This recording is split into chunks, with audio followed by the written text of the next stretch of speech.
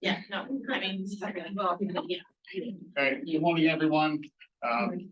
We will get the Montgomery County Planning Commission meeting for Wednesday, June 12th, to order. Let the record show that we do currently have a quorum. Nicole is going to be absent from today's meeting, and I believe we're still waiting on Bob and hope that you didn't hear from them at all. But before we get too far along, I wanted to welcome our newest member, Sandra Jenkins, who has just joined the board and was appointed by the county commissioners a couple of weeks ago. I had the pleasure of meeting Sandra back in the dead of winter, seemed like forever ago.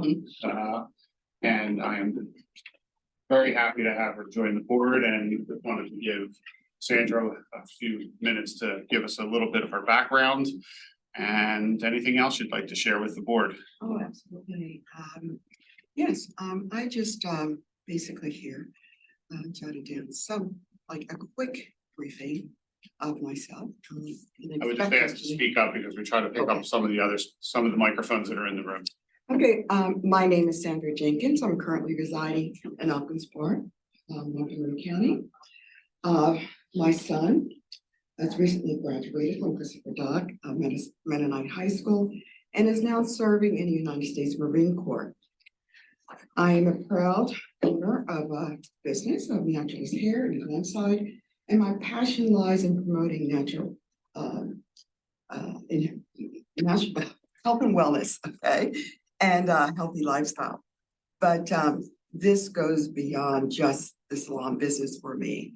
So I just would like to express that one of my main interests is to make a positive impact by helping underserved and marginalized communities in Montgomery County. And I strongly believe in the importance of community support and supporting and providing equitable resources to those who need them most.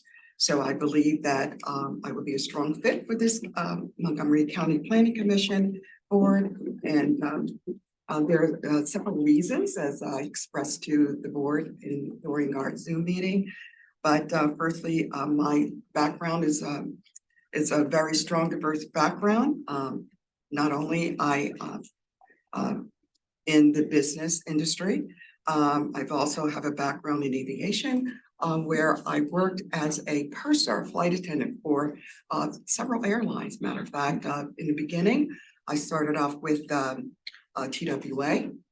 We were one of the first crew members that were hired during that time, which was very interesting. They had hired for about 20 years. And I was one and the first African-American, as you can say, first here, that was hired during that time. From there, we were all furloughed. And it was a very daunting experience because of the fact that that was my first venture out into that specific field of interest. And you know, I just didn't know where would I go from there.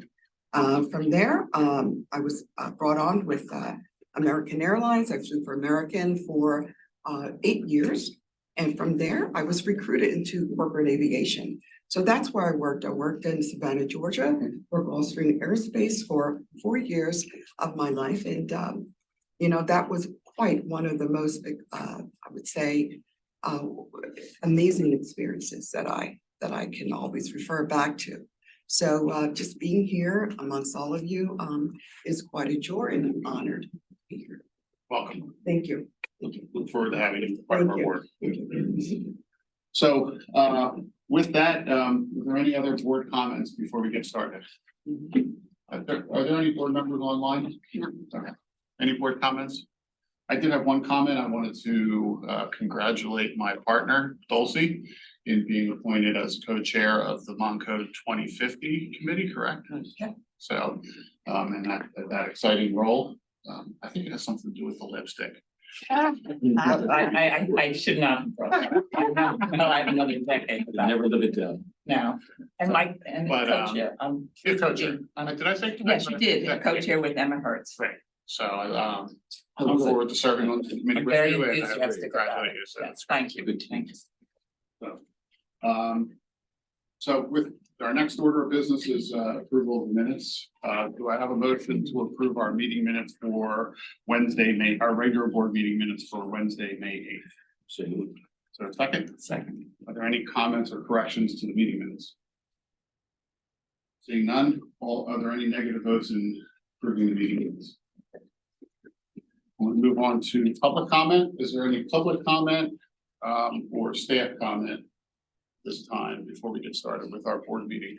Anybody online? Anybody in the room? Okay, great. Then we'll move on to our first order of business, which is the residential and non-residential construction report and our annual agenda item. And call on David Greenberg. How you doing, David? Pretty good, Steve. How you doing? Good. Good morning. And good morning, board members and staff. So, yeah, we just completed our non-residential and residential construction reports for 2023. I know we give you guys a lot of reports throughout the year. Earlier this year, you got the 2023 proposed developments, and then you've got the median sales price, median home prices for 2023, and then you just got the quarterly construction report for Q1 of this year. So these reports, though, are for specifically all the residential and non-residential construction that was completed in 2023. So I'll be giving a breakdown of those numbers by housing type and land use type. So that's valuable, but also a major key of these reports is that they help us determine how well we're adhering to the comp plan, the growth and preservation areas where all these developments are going. So starting off with the residential, in 2023, Montgomery County saw 2,419 total housing units built. This was a 15% decrease from the prior year, though it's slightly higher than what the previous 10-year average has been. And I'll show a visual on that in a second. As is typically often the case, multifamily and single-family attached comprise the overwhelming majority of these housing types. This year it was 75% to be exact. And as I said a second ago, we're going to also be looking at where these developments fell within the growth and preservation, or the growth areas and rural resource areas.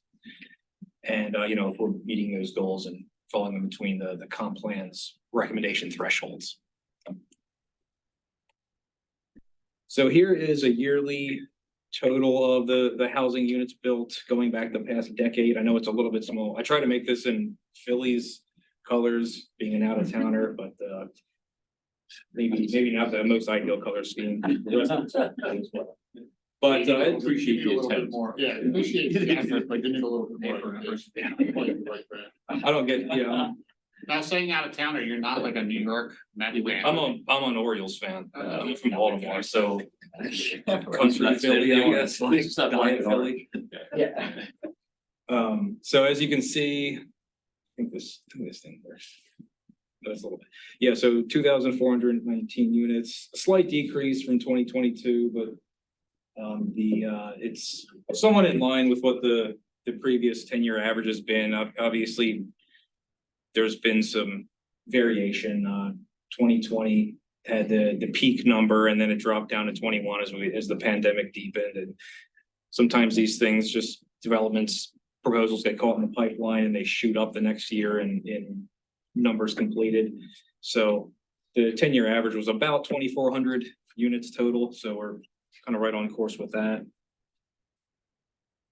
And here's a breakdown of all of the units built by type and going back to 2018. So overall, there was a 15% decline, but you can see looking at it a little deeper that the largest decline was in single-family detached housing, almost 20% decline from, and these numbers are for 22 to 23, the percent change from 22 to 23. But yeah, the largest decrease was seen in single-family detached housing. It's actually our 537 units total is our lowest detached housing units total since 2018. The smallest single-family attached has really risen overall kind of throughout the country. So it's not surprising that the smallest decrease was with the attached housing. We saw a massive increase, as you can see, with the mobile homes, but they're such a small portion of the housing stock that it doesn't move the needle. And also these, these were just really construction on existing pad sites. They weren't really new developments per se. And multifamily had a decrease of 15%. This might be a little hard to see, but this is just another decades-long trends broken out by housing type. You can see going back to 2013, when we were still kind of reeling from the recession. Ever since then, multifamily has really shot up as a larger and larger portion of our total housing units built. Again, a drop in from 20 to 21, not surprising with the pandemic, but pick back up again. So the overall, it's kind of more leveling out really when you look at the grand scheme of totals. And here is the housing types built, mapped by the municipalities. This is about 100 different shades of purple, I know, but it looked different on my computer screen. But you can see the, most of the housing was concentrated in like Lower Pottsgrove, Conchie, and look at me talking like local Conchie, and Upper Providence. Those were the top 3 receivers for total housing units. And then sorted out by housing type, detached units. You can see quite a few, or most of the municipalities only saw, no more than 15 units built. And I would also note that on the previous slide, about 12 municipalities did not see any construction at all. I just forgot to mention that. Single family attached units, still quite a few municipalities saw attached units built, mostly concentrated in Horsham and Hatfield townships. Some of these were age restricted units as well, and I'll get into that in a second. But yeah, the northern portion, the western portion of the county saw the most construction. David, is that intensity in Douglas? Do you know if that's right along 100? What's driving that? That's where we have a concentration of protected farmland. So it's really interesting to see both single family attached unit and farmland. So there may be 1 or 2 big developments that make that, stand out. I think it was along there. I can double check, and I'll show the I'll show a map that has all the points plotted out with the growth areas as the backdrop. Multifamily units, a few municipalities saw these. They were mostly Conchie and Lower Pottsgrove and Upper Providence as well. Developments like the Madison West Elm in Conchie that just opened up, it was completed in 23, are driving those units. And age restricted housing. So 314 of the residential units were age restricted. This was what we consider independent age restricted housing, not something that was emphasized memory care or some other services. We'll call that institutional aging, which is in the non-residential part, which I'll get to. But yeah, 314 total units. This is this picture right here is the Regency at Waterside in Horsham. And these comprised 13% of the units, of the total units this year. Last year was about 20%, so a slight dip in the numbers, but still fairly on par. And here's where they are. Here's where they were distributed. So you can see the heavy numbers in Horsham and Hatfield. Horsham and Hatfield, actually, the majority of their total units comprised age-restricted units here. So that's an interesting, perhaps observation for our changing, our overall population demographics. Then moving right into the growth potential map. So these are all, as Susan said, so you can see here, there were some some concentrated right in Douglas over here in what looks like existing preserved open space, but since we're so zoomed out, it's not necessarily right on top of that. Looks like it's more in the rural resource area potentially. But we break these out in terms of, what proportion of our units what percentage of our units were in each type of category.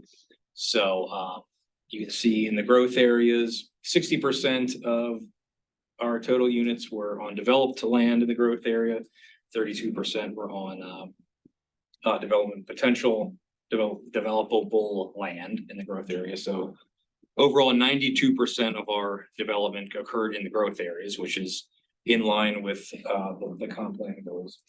A total of 8% were in our rural resource areas, and less than 1% were built in either existing open space or conservation opportunity areas.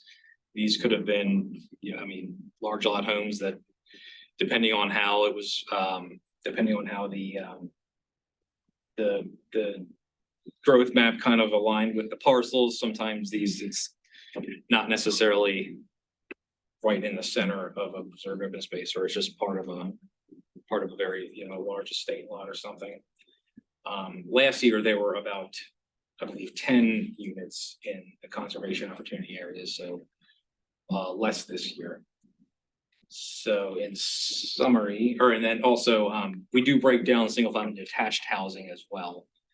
So because being the lowest density housing type, we look at you can see the median living area and lot sizes for each category.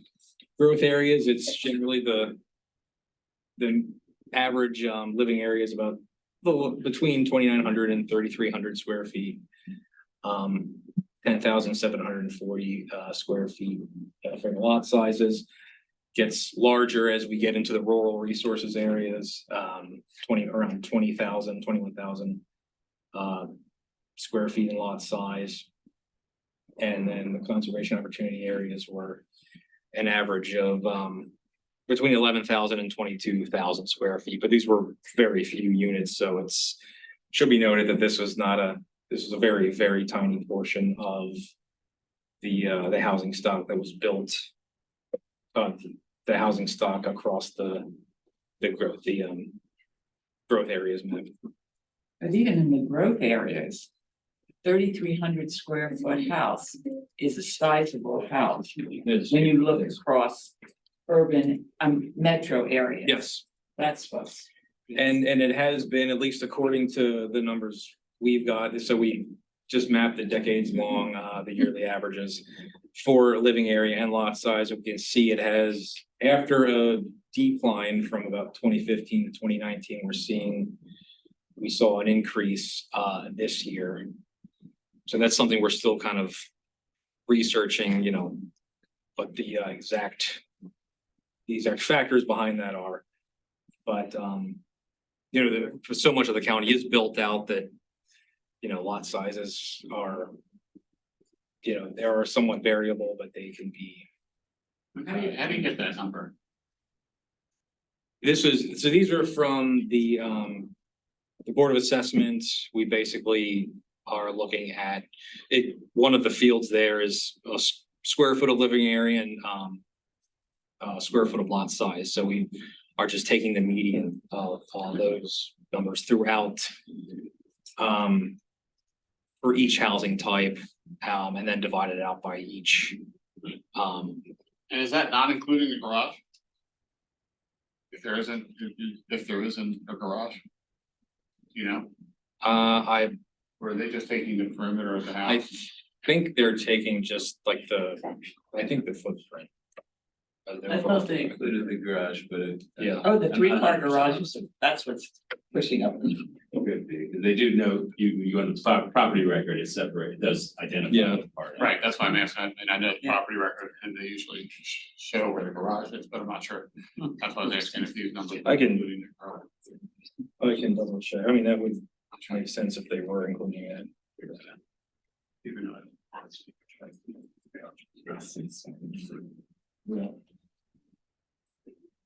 So in So in summary, about 15, like I said, is about 15% decline in total housing units.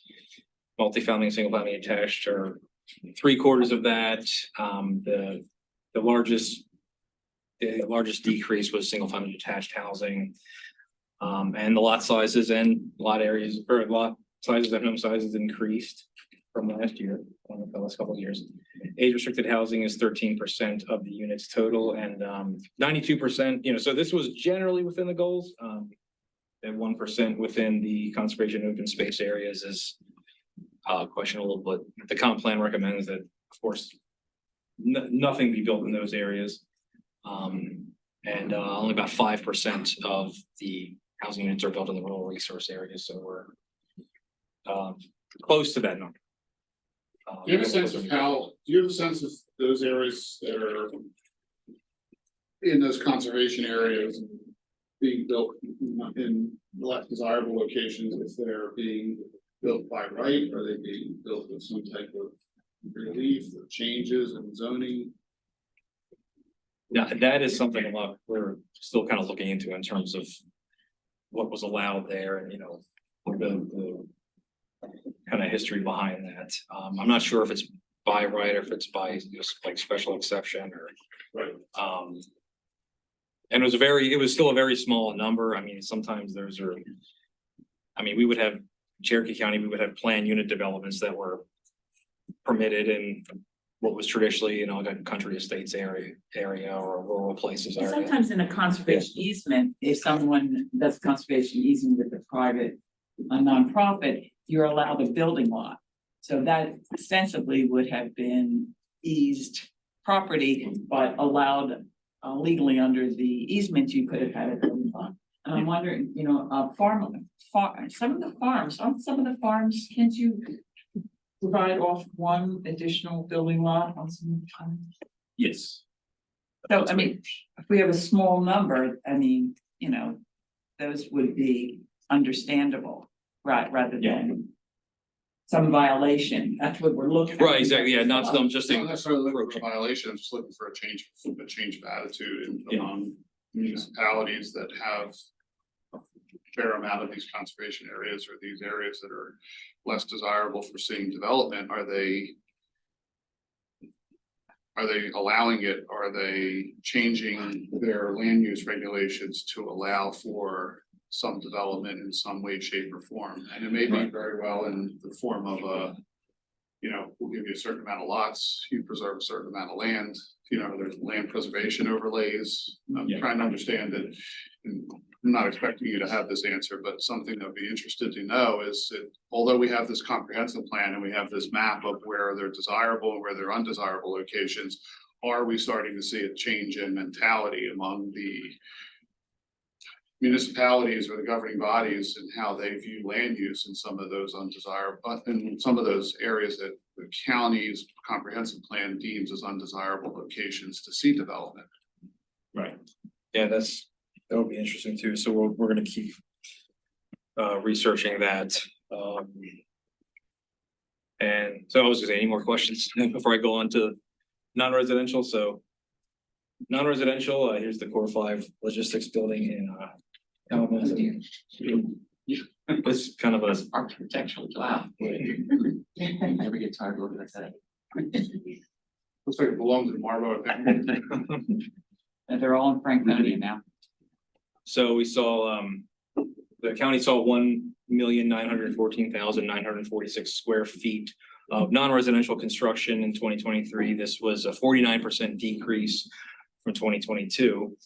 Although we did see within that almost 1 million square feet in the industrial land use, which was comprised just over half, as it typically does, just over half of the non-residential construction.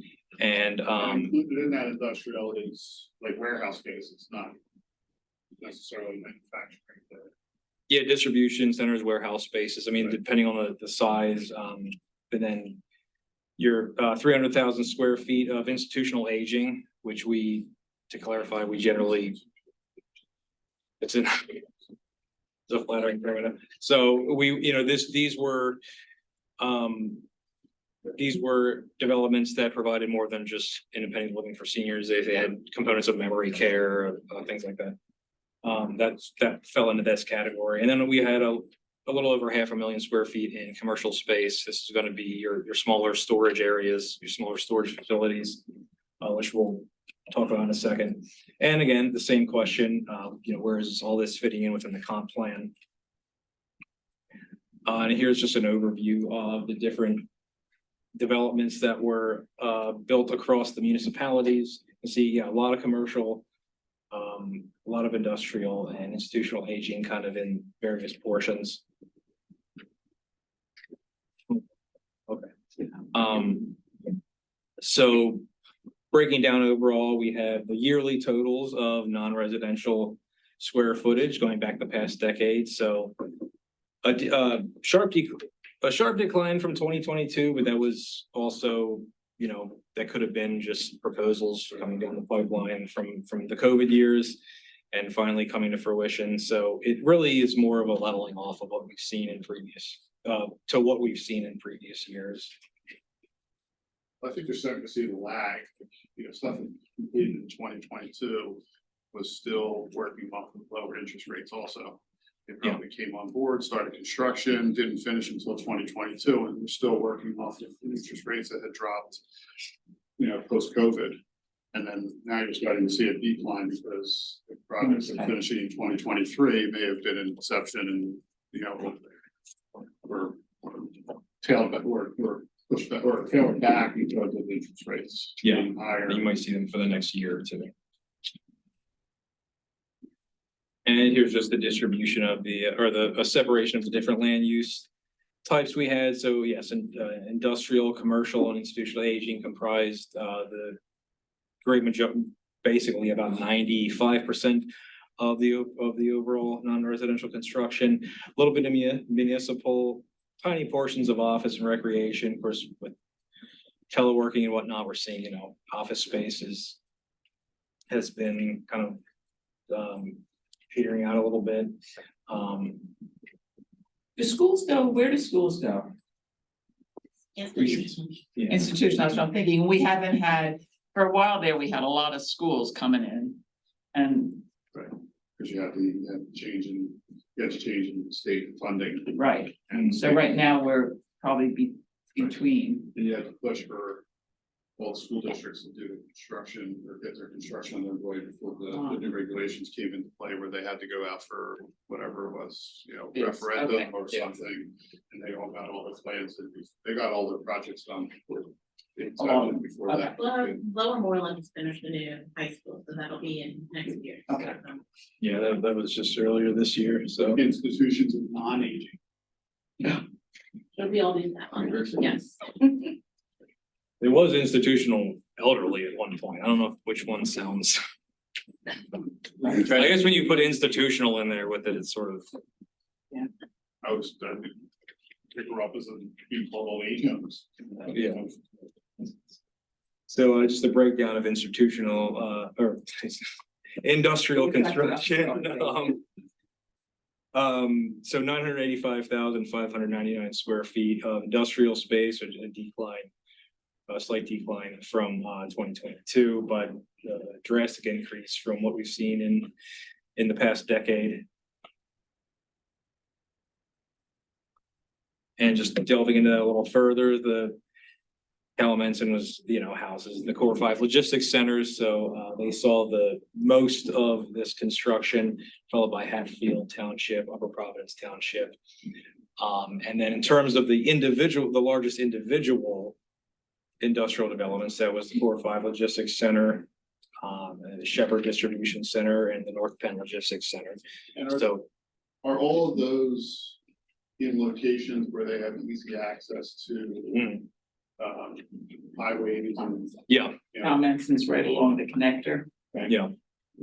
not the So stack. they're all taking advantage of having that transportation, the easy transportation connection to highways and Right. the highway system. Right.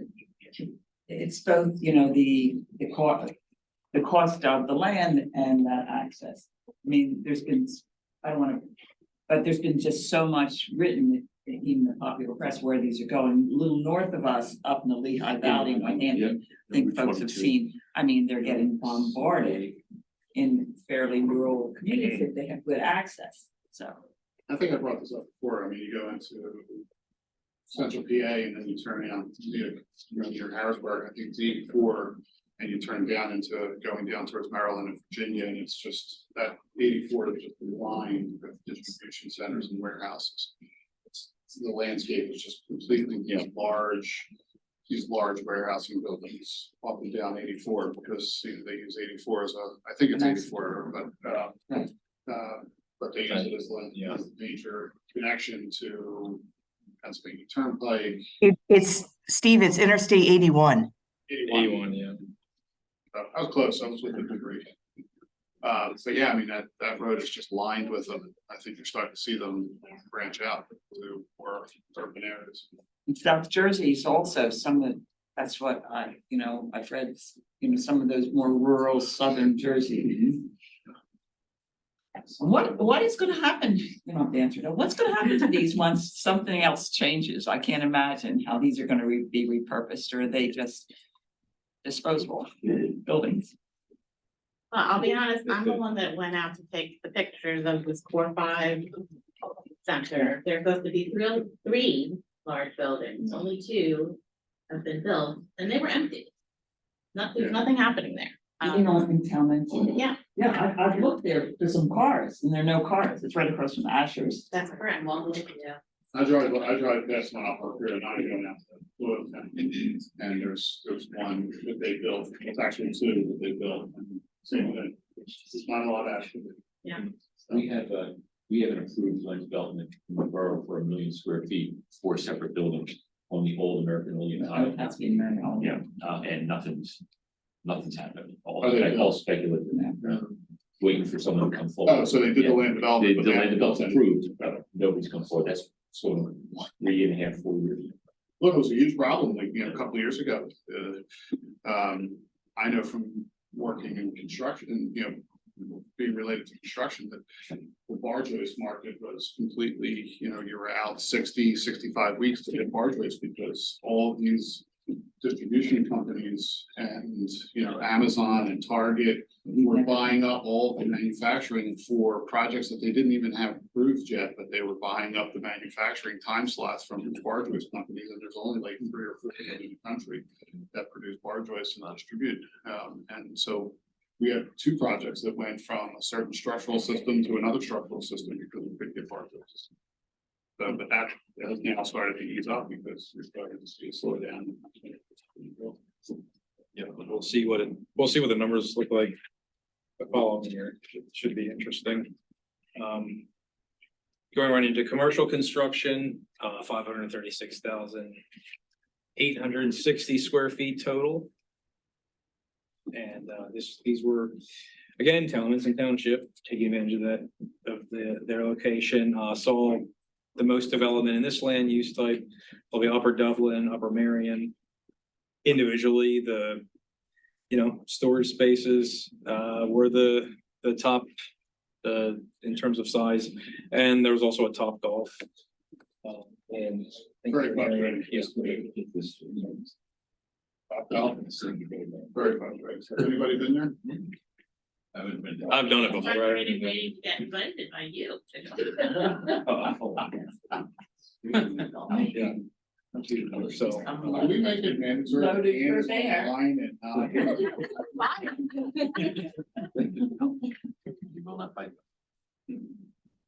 and then institutional aging. So we saw, there was no institutional aging in last year's report that was found. So, sometimes this really ebbs and flows, or depending on how they classify it.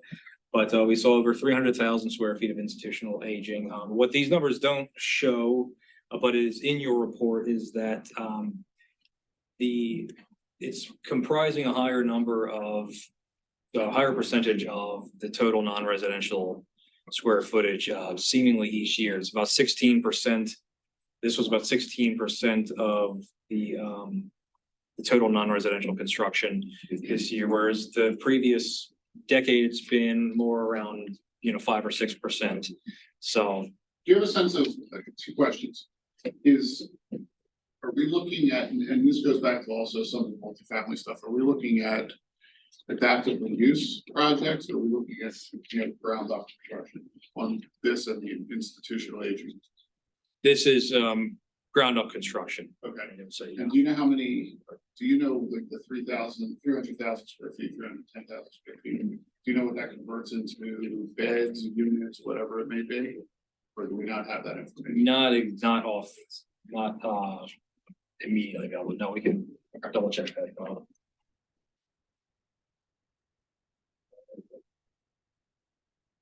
And I forget, was that one or was that was a couple projects, or is that in the next slide? There was a few, yeah, so Crescent Fields at Huntington Valley, the residents of Valley Kinwood and Lutheran Community at Telford. These were our three developments this year. So, those are, yeah, but I The can, Lutheran community one was just utilities upgrades there, was not. What do Did you they mean? put in new buildings? I thought it was. I thought there were a few new houses that were put in. Yeah, a little bit of it was utilities and a little bit of it, but there were some new actual like floor space and residential there. But I guess, but to answer your question, Steve, the bulk of it was these two other developments. Yeah, And the Crescent Field's the one that's right on, was it Pine Road or Philmont Avenue or something? yeah, it's 25, it doesn't fill in. It's Philmont Avenue, right across from Chihuahua. Yeah. Where, these used to have their headquarters, and got flooded out.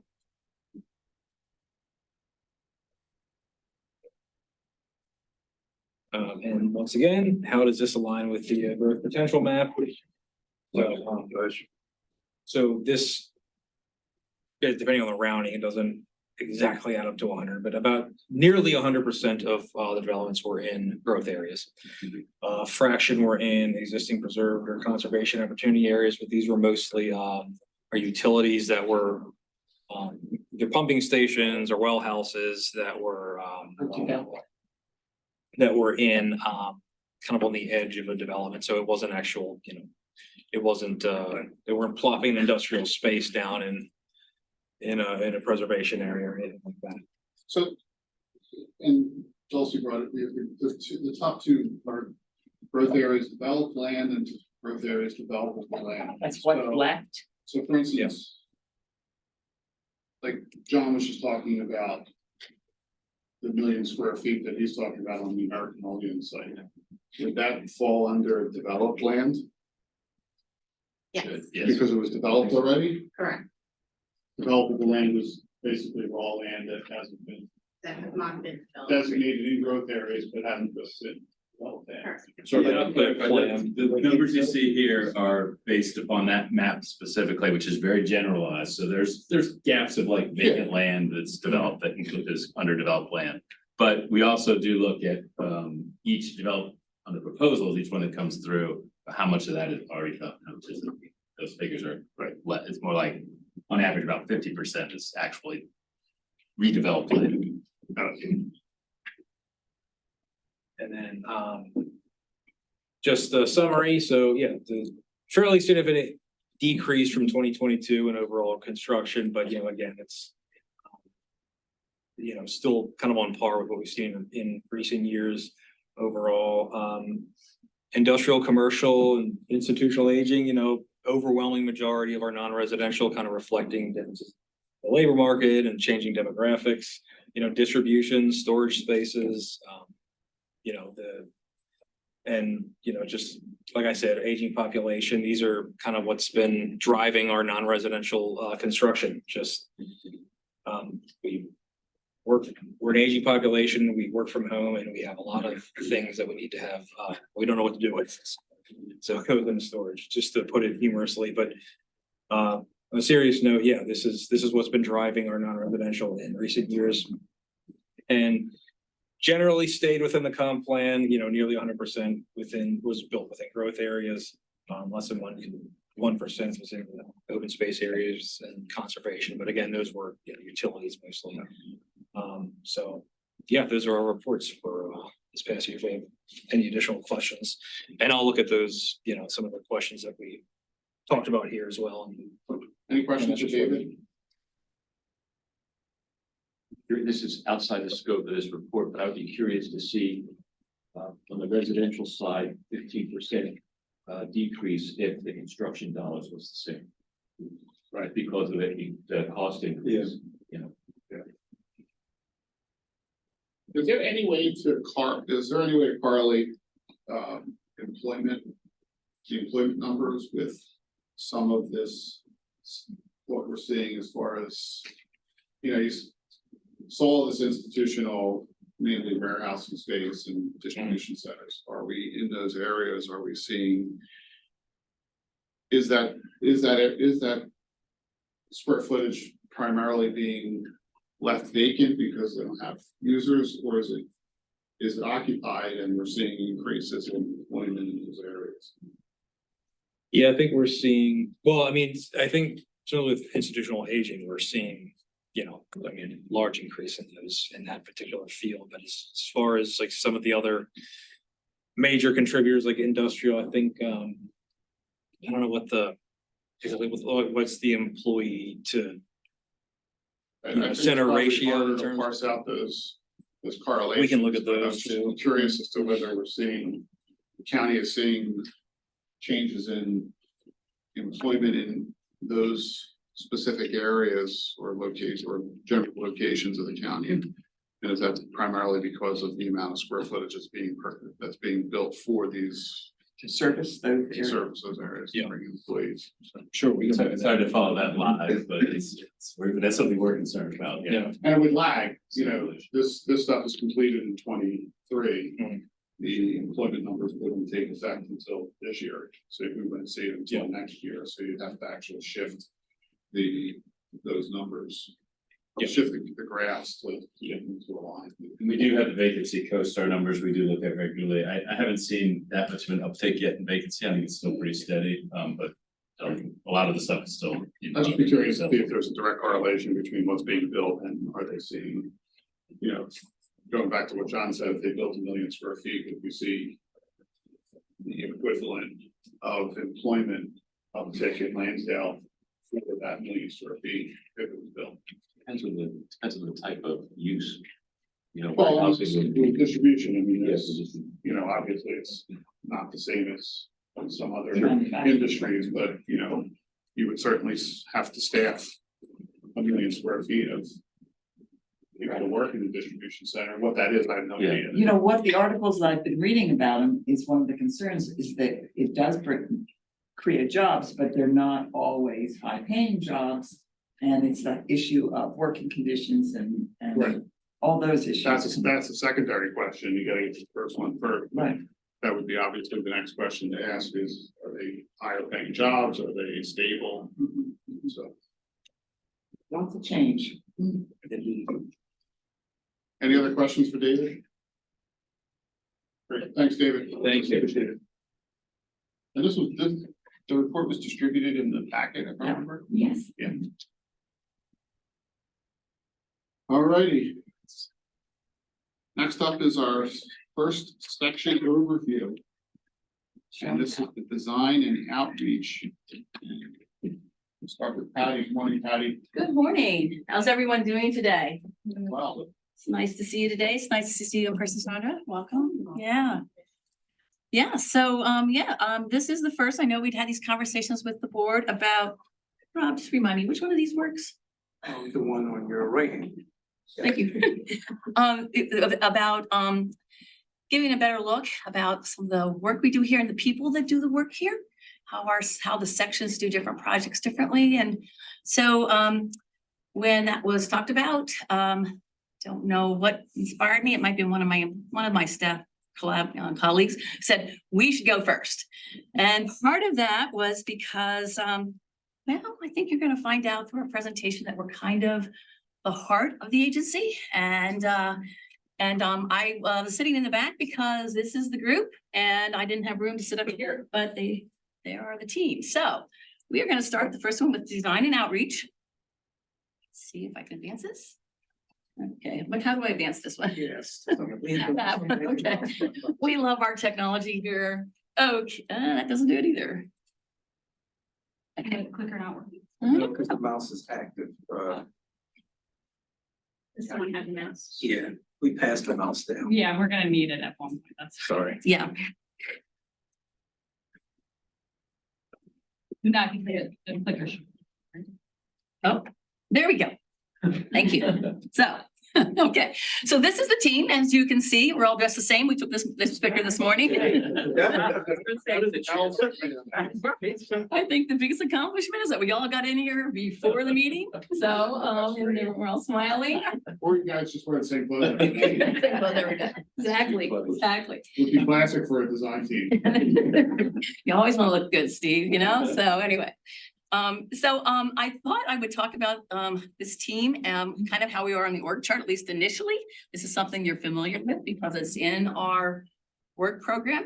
And if we talk about design, it's the first word I'm talking about. Of course, probably the first thing we think about is the urban designers, and that's myself, along with Aaron, Kevin, and Barry. We are landscape architects and we are that team of urban designers. But right next to us are our graphic designers, and that would be Anastasia and Juliana, who are part of that same sort of team in the back working on this. When we think about outreach, you know, we have Rita, who, you know, is just so critical to what we do here, our communication piece. And as we talk about communication and design and how it all comes together, couldn't do it without some of the basis and work that's done by our GIS group, which is Bill and Rob. So, and then just to like put a little bit of, you know, cherry on top, we decided to abscond with somebody from another section, and that would be Marley. And over the past few years, Marley has been a liaison with design and community planning, since a lot of our work is done in community planning, although not all of it. And she has been that liaison to help us sort of understand those projects better, get them off the ground a little more easily. And she's also been a key member of the Montgomery Awards team for the last few years. So for today, she's part of our team. So if I think about that org chart, it, you know, we're kind of all around here, but if you think about the work we do, it looks a little differently. And it looks a little bit more like this.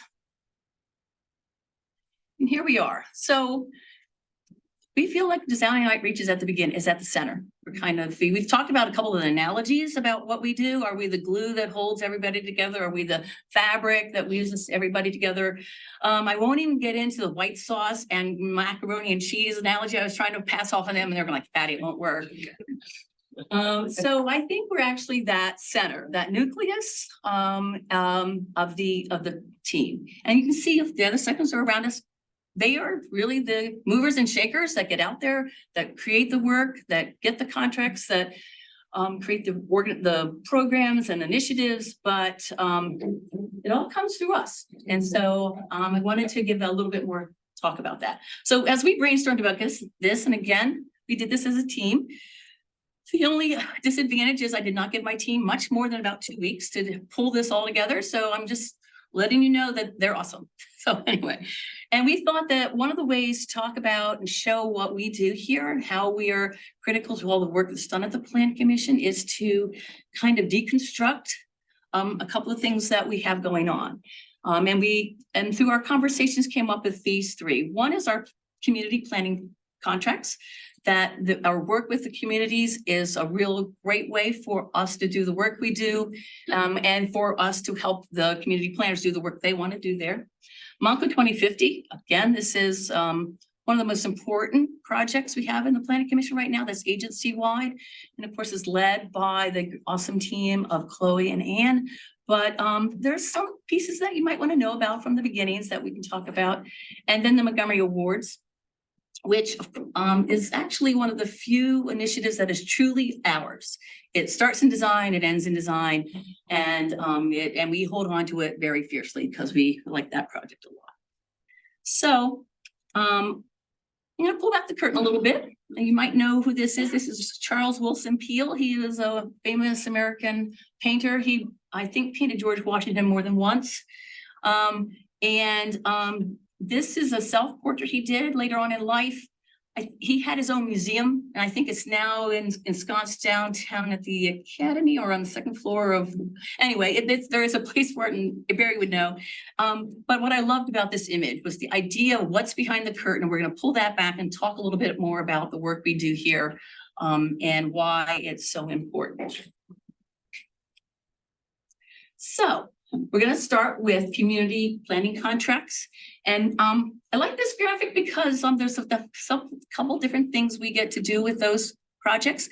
As I was talking with Eric about this, because again, I wanted to be very transparent about this presentation, making sure that everyone knew that I was using a lot of our projects that we do with them. And our community planning contracts is really an opportunity for us to work in our communities. We've worked in many that you know about. We called it sort of the door. It's the door that that contract opens the door for us to do things. And that usually starts with a comprehensive plan. So what I'm gonna do now, you're gonna hear from everybody, but I asked this group to put together this project presentation as a team. And each person's gonna talk about a piece of one of these initiatives, one of these projects, but keep in mind that that's not the only thing that person does, nor are they the only one that probably does that. They might be talking about what other people do in that same role, but just to make it more efficient, they're going to be talking about this. So I'm going to invite Juliana and Aaron and Kevin to come up and be here together, and they're going to give the presentation about the community planning contracts. What? Morning. Good morning. I'm Juliana. I'm a graphic designer. Are we not using the clickers? You're using just this button right there. Yep. Gotcha. So. How do I go back? It's just going forward. Don't keep going forward as long as We're always has- not gonna touch this. Yeah, I'll, yeah. It says you click. Are you guys the one who puts the slideshows together? And don't know how to work the clicker? We don't have. We're working behind the scenes here, so we very rarely come in front of you, so that's why this is a good idea doing this. And this is only my second time presenting to the board in 40 years, so yes. Oh, we'll be fine. And I have never See you used a guys clicker. tomorrow. We didn't have all this rigmarole back when I presented. We did overhead projector. They like the manuals. I'll show you age. I don't care how old anybody knows I am. So there is truth in opening doors for both Hatboro, West Norton, and Cheltenham. In a lot of different kinds of plans that we do, but I'm going to talk about the comp plans and how we open the doors for contracts and for the communities and that type of thing. But this is how I approach the 4 planners I've worked with since beginning with Cheltenham, and how it's remained the same throughout the process. We meet with each planner to talk about the community as we do with each new comp plan. Some are new to the community and MCPC, and some are not.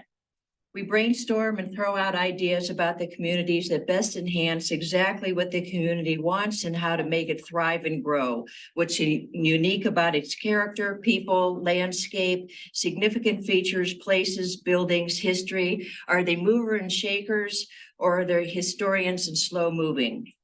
We have a lot of meetings to discuss a lot of this stuff. They go back to the communities with some of our ideas. We get those ideas together, then we come back and we have a lot more meetings. And it's still not working. Or is it me? Operator error. See, once you hit the mouse button for a second. Too many buttons. So, which one here? Yeah, So now next. now you can use this one. Now I could, Yeah. and then I have to hit the, No, don't touch the mouse. oh my goodness. Okay. Then we encourage the planners to go into the community and take photos, and not necessarily the same photos we've seen by previous planners, but one of a more artistic eye, and to interview the people of each area and get to know the feel of the residents rather than just take a pretty picture. I mean, I can only see so many pictures in the Keswick Theater. Honest. Cheltenham, but it is. Exactly, but I have worked with Abington many times and with many planners, and they always come back to me with Keswick Theater, and I tell them if I see that picture one more time, go talk to your residents, go find out where they go in Keswick Theater or in the Keswick Plaza area, and maybe it's a restaurant. Maybe go into that restaurant and film, take a picture of their best dish that everybody in that town likes, and maybe that'll go into one of their flyers. That'll go into their comprehensive plan. That's much more exciting than a picture of the Keswick Theater that everybody knows. And then they go like, oh, didn't think about that. So we try to make them think a little bit more beyond the scope of what they're thinking about, because they're new to that community and they're just going to take pretty pictures. We encourage them the right time of the day to take the pictures, 10 o'clock in the morning, 4 o'clock in the afternoon for the highlights, so that they don't come back with a whole camera full of hot shots that we can't use, or we ask if they want us to go with them. We may work with the urban design team to enhance photographs or drawings to create visuals of what could happen at that site, so that they can show the residents, this is what could happen. We're constantly working as a team to create the best version possible, verbally, artistically, visibly, and creatively. Yay. This leads to images of themes and color palettes once we see some of these pictures, which will be used in forthcoming flyers, postcards, posters for their community outreach, and then on the plan itself. We look to see how their website is designed and what colors and fonts were used there. We make spec sheets, which is on the far right, of the colors that we found in the photographs on the website, and what fonts we decide to use, and the icons for the plan, and sometimes the layout, which you saw on the very first slide, or the first 2 pages, or maybe the first 3 or 4 pages, so everybody's on board from the very beginning of the plan. We don't like getting involved at the very end of the plan. Beginning is very, very important. And that way the planners can show everything at the very start of the job. From there, we work with the GIS team to make maps depending on the layout of the municipality, whether it's landscape or portrait, and that tells us how the plan will be.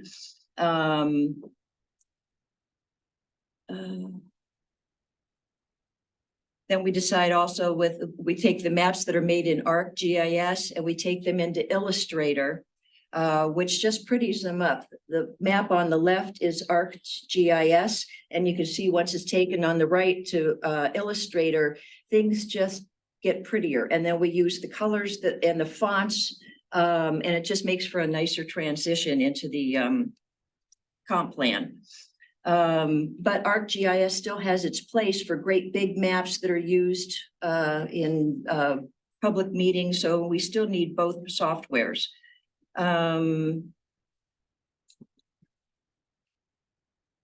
We feel that we are the foundation of the entire document from start to finish, offering creative ideas through the process, even if the plan morphs through multiple planners in multiple years. Cheltenham still looks exactly as it was designed with the first planner 4 to 5 years ago, and it's strong, well-written, and well-designed. The color pops in public meetings, which you can see at the, where is this again? Curtis Hall. Curtis Hall, I'm not familiar with this area, but the reds and the yellows and the blues really popped, and it was really strong. People really liked it. And it drew a very good crowd and provided strong comments. And as you can see, we have our people there promoting the whole thing. So we work as a team at the meetings as well as behind the scenes. And now I'll hand it off to Erin. So I'm going to talk about park planning and park design for the work that we do with community planners. So this is a long tradition at MCPC. It started with open space park planning for the county, and then we've moved on with our contract communities. So we have a team of designers all trained in landscape architecture with a extensive knowledge in designing parks and community spaces. So we use that knowledge and work with our communities. And today we're going to showcase Hatboro, which I think is a really successful borough that we've worked with. We've done all of their parks, and actually each of us have done a piece of their park so far.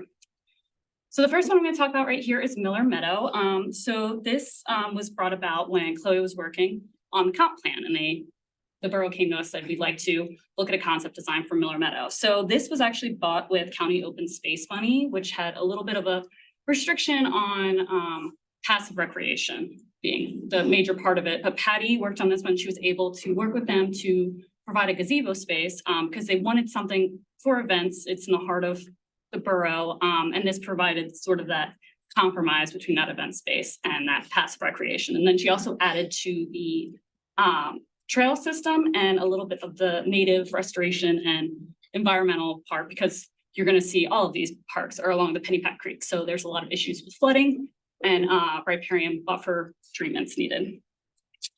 So after seeing all the great outcomes that came from that one, they brought us in to work on Eaton and Memorial Parks. And these were both done by Kevin. This is his lovely work right here. Eaton Park, that one, when it was going through the planning process, was found to be quite underutilized. So Kevin worked with a lot of recommendations. They ranged from having an ADA accessible playground area, adding new seating and interpretive signage, and then also looking at the strategic placement of the band shell area to make sure that it was in a good spot, that the residents weren't having issues with noise. And then again, the environmental considerations for the creek. And then the one on the other side, Memorial Park, actually much more used. It's where the pool is, so very useful in the summertime. So he worked with adding shade trees and then again, that riparian buffer. So the last one I'll talk about is Pennypack Park Elementary School. So this was bought by the borough, and it's now Pennypack Park. So we started working with them a little over a year ago. Barry kind of kicked off as designing the space in general. And you'll pay close attention to the bottom right photo here, bottom left. And this area is behind the park, behind the building of the park. And Barry actually worked with the health department. And you'll see in top here, this is a design he created based off of a similar traffic garden, it's called. It's for kids to ride their bikes along. That was done in Seattle. And then below is what it actually ended up being striped as, and that was done last summer. And it's a very big draw, especially for the younger folk. Let me see if I can get this to work. So you can see, very happily used.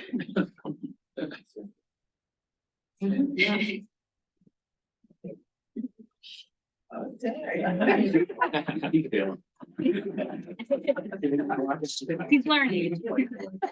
Hey, Kevin, is that the way you draw it?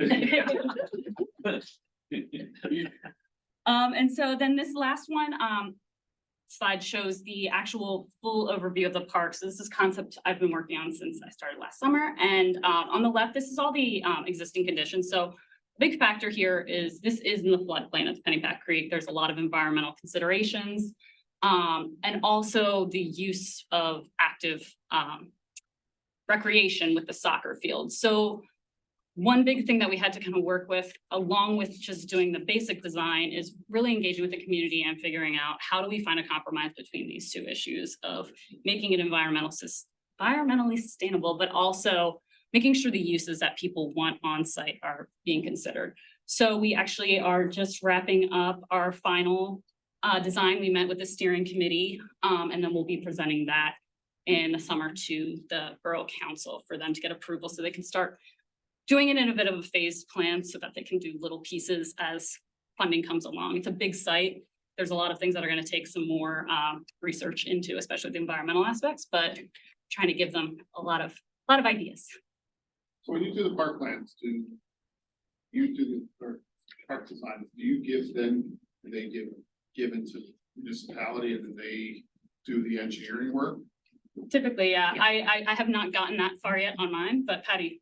Yeah, so this is an opportunity. It's usually done for them to be able to go for grants, but they have their township engineer then do whatever construction drawings or engineering drawings need to be done to be able to put anything in. And sometimes it's a very big process, and sometimes it's a much smaller one. In this particular case, I'm sorry. You stay in. We try to stay involved if we can, yep, but again, that's kind of the municipality, whether or not they come back and say, hey, but for Miller Meadow, we were up to the very, there were back and forth, we had to get some, there wasn't a lot of construction that had to be done on that one, but there were some pieces that had to be ordered. That gazebo was a structural piece that was ordered, and we helped them find that, and we were invited back to the groundbreaking or the ribbon cutting. So yeah, we stayed involved as much as we can. Yeah. And so doing all this work leaves a lot of opportunity for the community planners to work on other things and like coming up with zoning codes and ordinances, which is another piece that we help with a lot. And I'm going to pass it over to Kevin to start talking about some ordinance testing. So basically, with ordinance testing, what are we talking about? The planners who work at their end, they do the writing, and there's always a question of, is it going to work?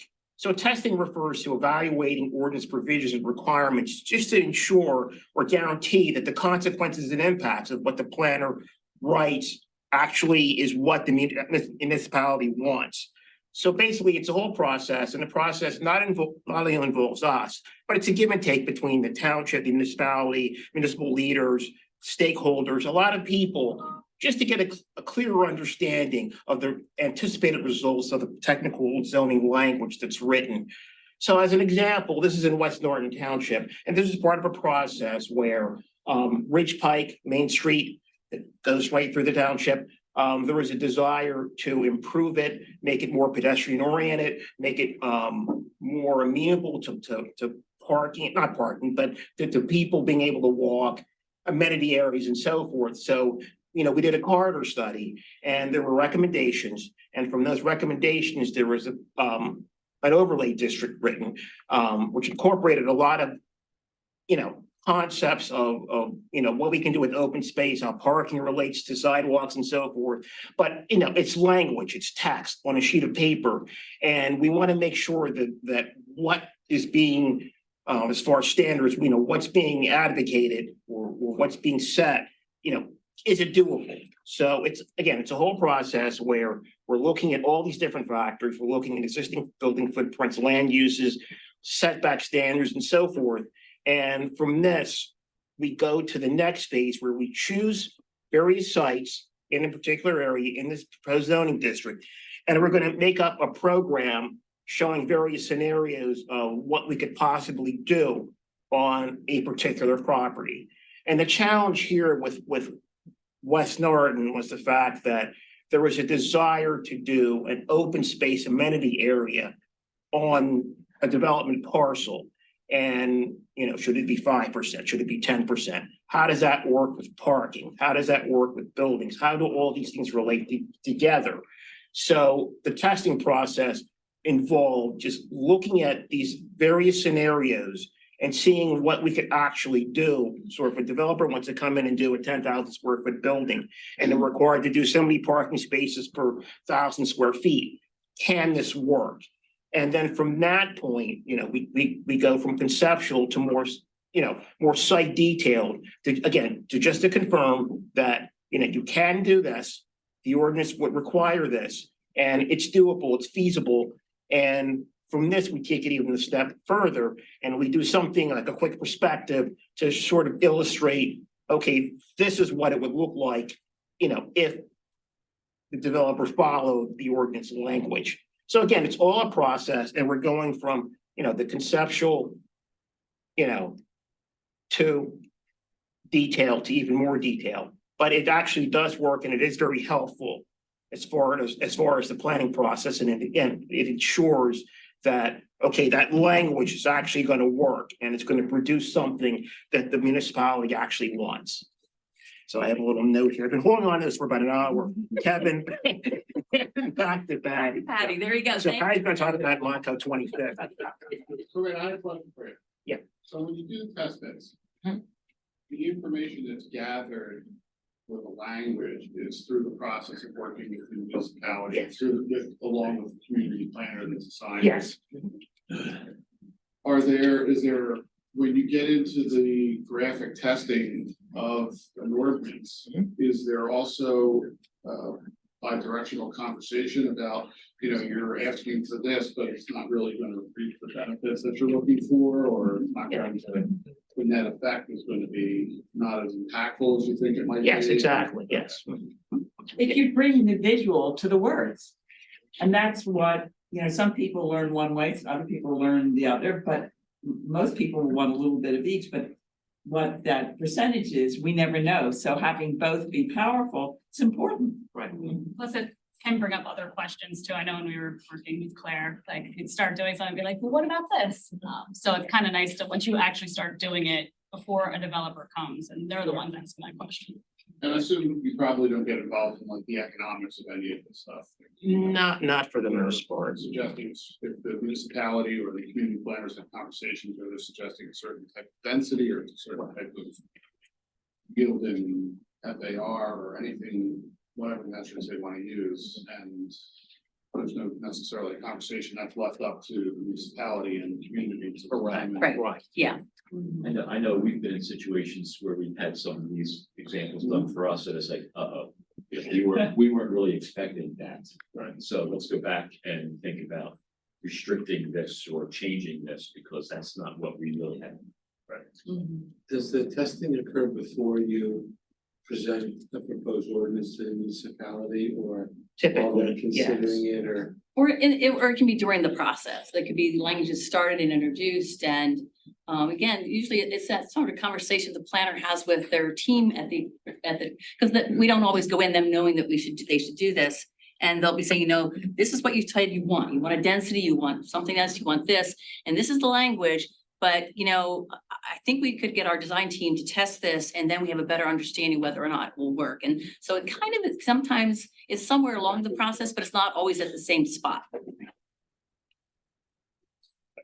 Hey, thanks. Okay, so I'm just up here for a minute to introduce the next group. So next project that we thought we would use as to show the behind the curtain, what we do is Montco 2050. Again, very important project for the agency. And I think it's just in about 2 weeks, the first advisory committee meeting will be happening. Last summer, we presented all those background documents, but where did that process start? And I'm going to now invite Anastasia, Bill, and Rita to come up and talk about this and what are parts in this event. So.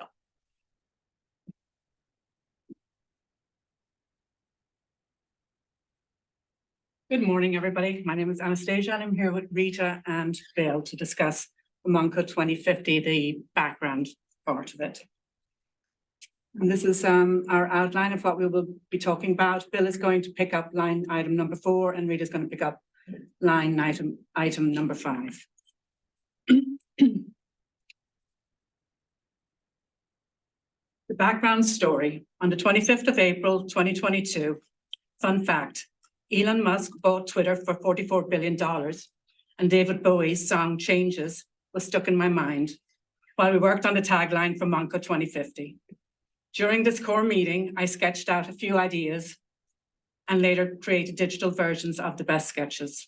From there, selected draft designs were further developed, refining details and submitted for evaluation and feedback. The final design was presented after the draft was completed and approved by leadership. Typography, symbols, and color play a significant role in logo design. The geometric appearance of the modern portions creates a balance between the bold all-cap font and stylized letter C. The design guides visual interest and captures a cohesive whole. The C's graceful curves guide the eye along a journey, evoking movement and continuity.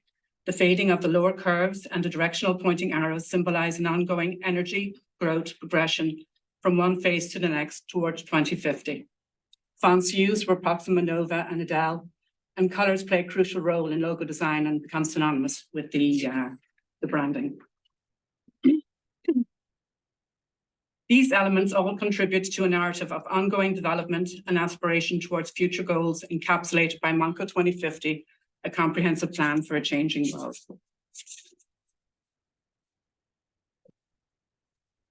Brainstorming and collaboration. This brings the content forward and ideas are explored and defined.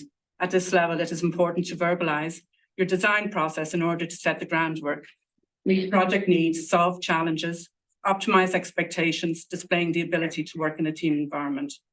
As a designer, you're at the center of the project and you are effectively communicating with a lot of different planners, GIS staff, Bill and Robert, editors, Anne-Marie and Rita, project leaders, Anne and Chloe.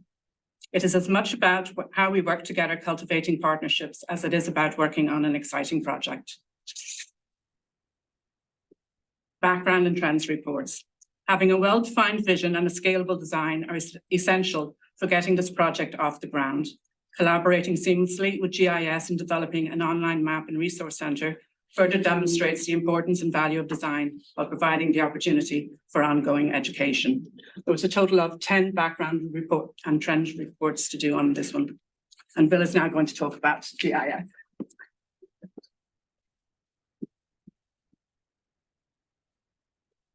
Bill McClay, I am your cartographer. This is the landing page for the Montco 2050 Map and Resource Center. In the terms of the mapping program, this is called a hub site. Anastasia, Rob, and I had to learn this on the fly. We really didn't have much training in this. And thanks to Anastasia, she did some extra coding to make this thing look a lot better. It's basically a drag and drop program, rather simple that the mapping people created for non-coders, really.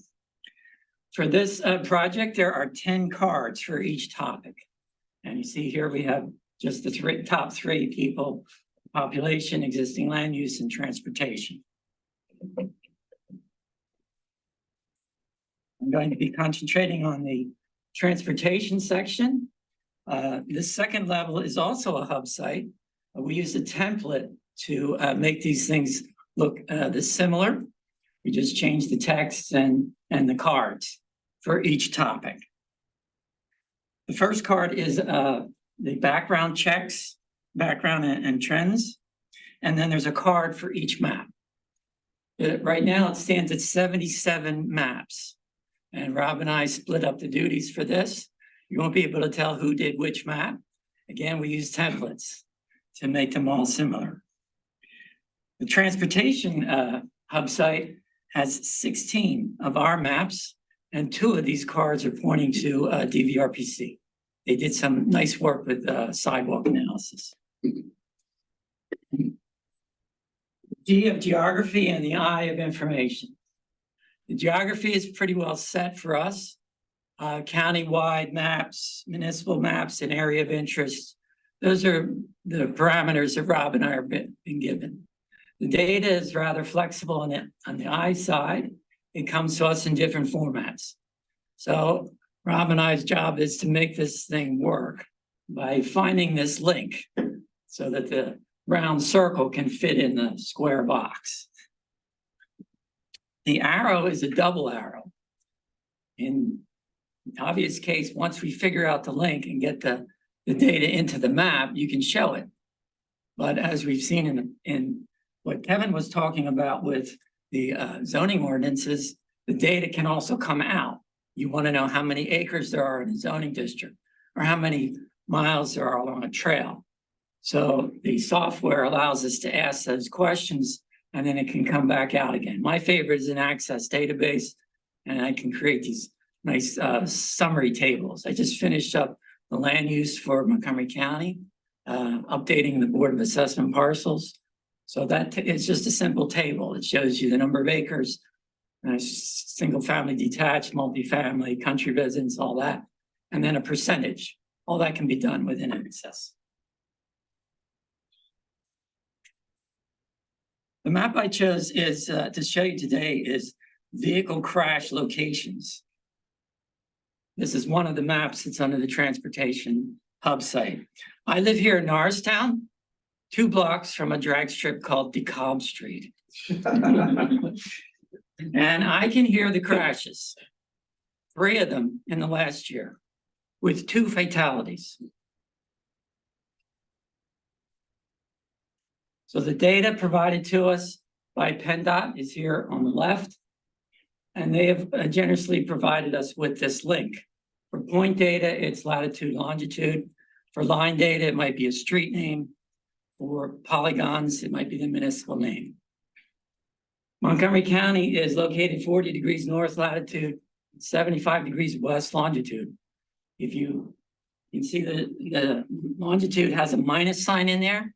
If you forget the minus sign, the point lands in Kazakhstan. You don't want that.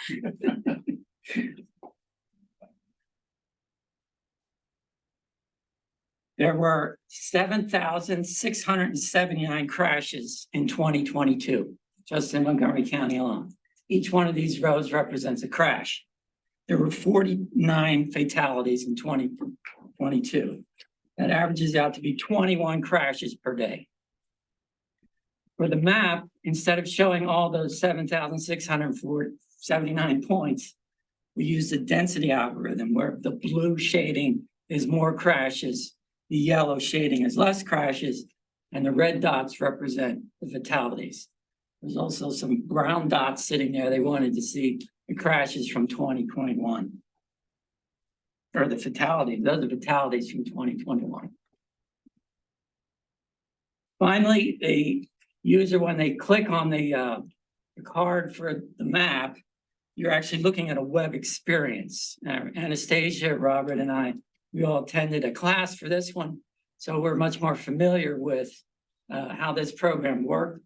It allows us to add in this banner up here, the title, those buttons. These are part of the web experience. But the map in the center is a web map. And the web map is where everything starts. I've shown you this in reverse order. We take the data, upload it to the cloud, create the web map, then take the web map, put that in the experience, and then the experience lands in the hub. So that's the way it works. Once the user gets to this point, then you can zoom in and you can click on some of these items to get more information. You can also see the data tables that are running this. So my final comment is drive safely. You do not want to end up on the map. Passing along to Rita. Do not get on the map. Okay, so I'm going to piggyback on what Julie commented on initially. I've been here almost 40 years also. It'll be August 13th. And I started as a planning technician, and one of my responsibilities was board secretary. And back then I had to write the minutes on a typewriter with carbon paper. So my, we have come a long way. So I'm here to talk about outreach and engagement. Communications is essential in getting out all the tremendous work our staff does to help communities achieve and thrive and be sustainable into the hands of the public who we serve and also local decision makers. And all of the work our section does all they do and achieve is crucial to communications. As Dulcie had pointed out, effective communications not only involves getting information out on various platforms, but also offering information in a variety of forms. Different strokes for different folks. People like to get information and absorb it in many different ways. This graph kind of shows you all the different ways that we produce data so that people can pick and choose what they would like to look at to learn about what we're doing here at the Planning Commission. And having things done in various formats can appeal to the different ways people want to receive information, and it gives us a better chance of having our information viewed, considered, and ultimately implemented. So the various skill sets of our section benefit the commission by having the expertise to produce a variety of print and digital assets, which you've been seeing. Some examples of our printed deliverables are reports, brochures, flyers, postcards, posters, infographics. Examples of our digital assets include GIS data hubs, online portals, interactive maps, web experiences, apps, and videos. So once we have all this information put into various formats, now we have to get it out the door. So, and what we have to do is we have to put it on a variety of platforms. Our goal on our platforms is always to drive people to our website, because our website has the most comprehensive information that they can receive. And we're also hoping they'll look up other resources and that they will find interest in other planning topics that are on the website. So to utilize multiple methods and platforms, we have various ways. And so you can see here for Montco 2050, all the ways that the word is getting out about it. And I'm sure more ways will come up. Some of the ways we promote information on platforms is Engage Montco, our website, which has publications, projects, programs, and initiatives. We have a website newsflash for news and website calendar. We also use press releases, HTML messages, social media. Our platforms on social media include Facebook, X, Instagram, Flickr, YouTube, and LinkedIn. We also use our MCPC planning events to get the word out, our webinars, our videos, and whenever we have a chance to go and exhibit our information at a conference, we make sure we get there. Communication methods are constantly evolving, and we are always open to learning about these new ways and implementing them. Thanks, Rita. Thanks, team. Okay, so we have one more group to talk about. We're going to talk about the Montgomery Wars. Now, this is a program that, of course, pretty much everyone's familiar, except maybe our new members. But it is 57 years old. It is a program where we really recognize good planning and design. I don't want to say too much because our first speaker about that is going to talk about it. But again, there's a team of people who we're going to talk about different pieces of this. Again, pulling back that curtain about how that happens. And this is from last year's ceremony, and many of you will recognize maybe yourselves there or the county commissioners. And we had videos, we had posters. There is this is kind of the culmination. This happens in the fall, in November. But the process started back in March or in February. And it is pretty much a constant process from there till the end. And I think, and the next team is going to be Barry and Marley, and I am sort of blanking because I'm standing, Rob, sorry, the tall guy in the back, yes. So they're gonna come up and talk about how we work as a team and this process and in this project. Sorry, Rob.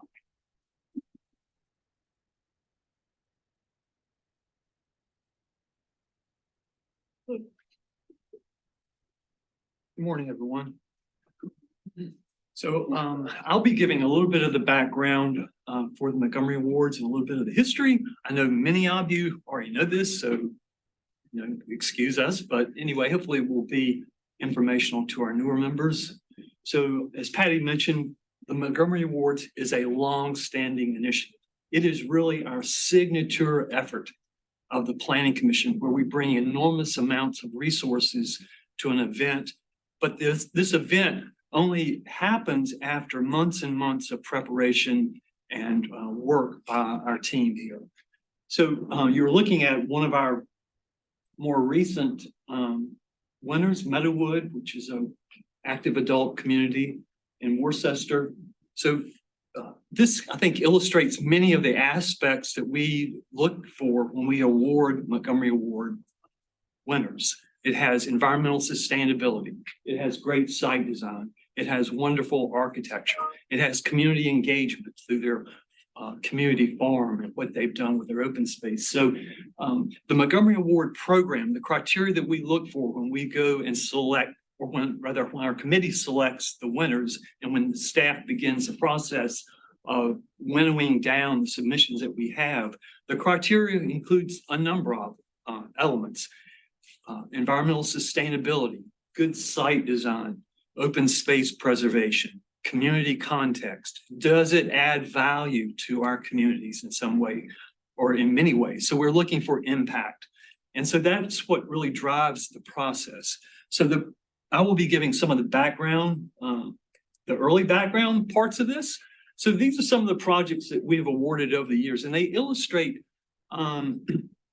they illustrate multiple aspects of what we look for in good projects, whether it's from Conshohocken at the East Elm Street project that actually took a brownfield and made it into a unique design office building, or as far as community engagement, one of our earlier projects that we identified was the Mosaic Community Garden in Pottstown, where the community took a vacant lot and redeveloped it into an effective community garden using minimal resources, or Bluebell, the Normandy Farms in Bluebell, using historic preservation to preserve a historic farm and redevelop it into an important community gathering spot and hotel, or the Courts at Spring Mill, which was also another vacant industrial site redeveloped as a mixed-use center.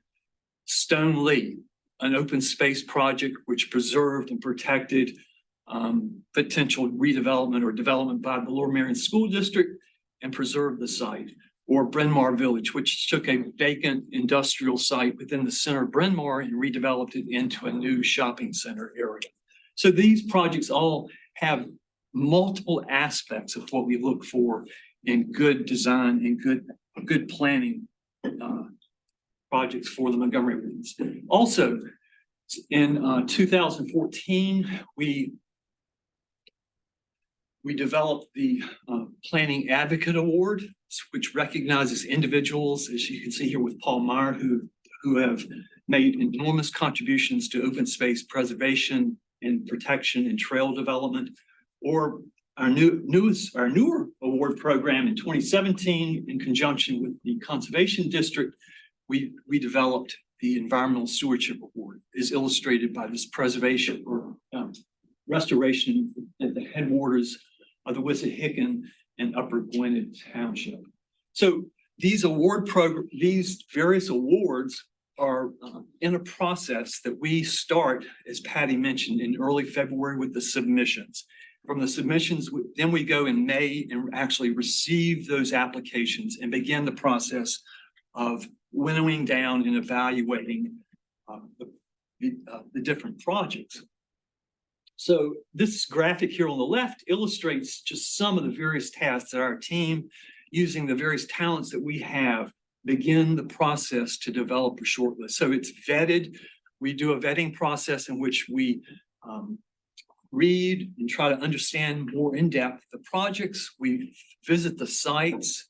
We try to contact the principals who nominated the project, have discussions with them. It might be a multiple visits. We photograph projects. Then we come back as an internal staff group, and we go in a back and forth day or several hour meeting where we actually try to scale out and weigh the benefits, the weaknesses, and the strengths of each project. And so then we present that to our award selection committee. The award selection committee, as many of you probably know or might not know, they are determined in January during the reorganization of the Montgomery County Board, which are owned. So the board will select 3 members who become the selection committee, and they work with the staff to go out and tour these sites that we have winnowed down. And the graphic on the right actually represents what we provide to our selection committee, a really comprehensive background report on the finalists that we feel like are worthy to be looked at. Sometimes they are chosen and sometimes they're not. So we do not make the final choice. The selection committee of the board makes the final selections after discussions and a back and forth with the staff who are on the tour. So the background report that I showed, that is actually part of our tour. So we take a tour in late June. This shows what we did in 2022. We went from the western part of the county all the way down to Lower Merion. Excuse me, a long day, from 8 till 3 in the afternoon. A lot of fun. It is fun seeing a cross section of the county. And so that's one of the comments that we have from our board members, is they really enjoy that tour. They enjoy meeting with the principals. Usually during our tour, the principals, the architects, the planners, the contractors, they actually come and actually meet with the committee members and tell us in person. They give the background story on the various projects that we have. So we, from that, we actually then select, the committee selects rather, after this, we go have a lunch usually, and during lunchtime and sometimes afterwards, we select the finalists. So the finalists usually are comprised of 3 to 5 winners. So after the selection is done, this is when the fun begins. We have our talented team that puts together these really impressive graphic productions of some of the best photographs, the best narrative. We put together a narrative that gives why this project is a winning. It usually boils down to 3 or 4 key elements. And those elements we highlight in detail on this project brief. The project brief is also becomes archived and becomes part of our website. For those of you who are not familiar, the website is under projects and programs, I believe, programs and initiatives, yes, on the left-hand side. So you can go to that, and then there's a whole enormous archive of information that's accessible, including our videos. So the video production began in 2019 during the pandemic. It turned out to be a blessing. And, it's really enormously successful because it definitely creates a lot more views. We have, some of the views from last year are over 250 views on different projects that we have. So you can click on the videos or the PDFs and get more detailed information in perpetuity. So this is really a great archive for our communities to illustrate good design and good planning in our communities. And so that brings me to where we go with the next step, which is filming, and Rob is going to discuss the filming production aspect. Morning, Rob Carrier. This is my 3rd presentation in 27 years. The first time I got before you, I had more hair on my head and less hair on my face. Title, I'm just a lonely cartographer, but I share IT responsibilities with Bill McClay. I share web duties with Rita. I manage the AV equipment in this room. I also handle the video production on the filming side, which I'm about to show you. And I've started some outreach programs with the community planner. So I go out to their open houses. So we did Cheltenham, and we did Schwanksville a couple months ago. So how do we get here? I like to call this procedure the process. Any Philadelphia fan knows that we are very familiar with the process.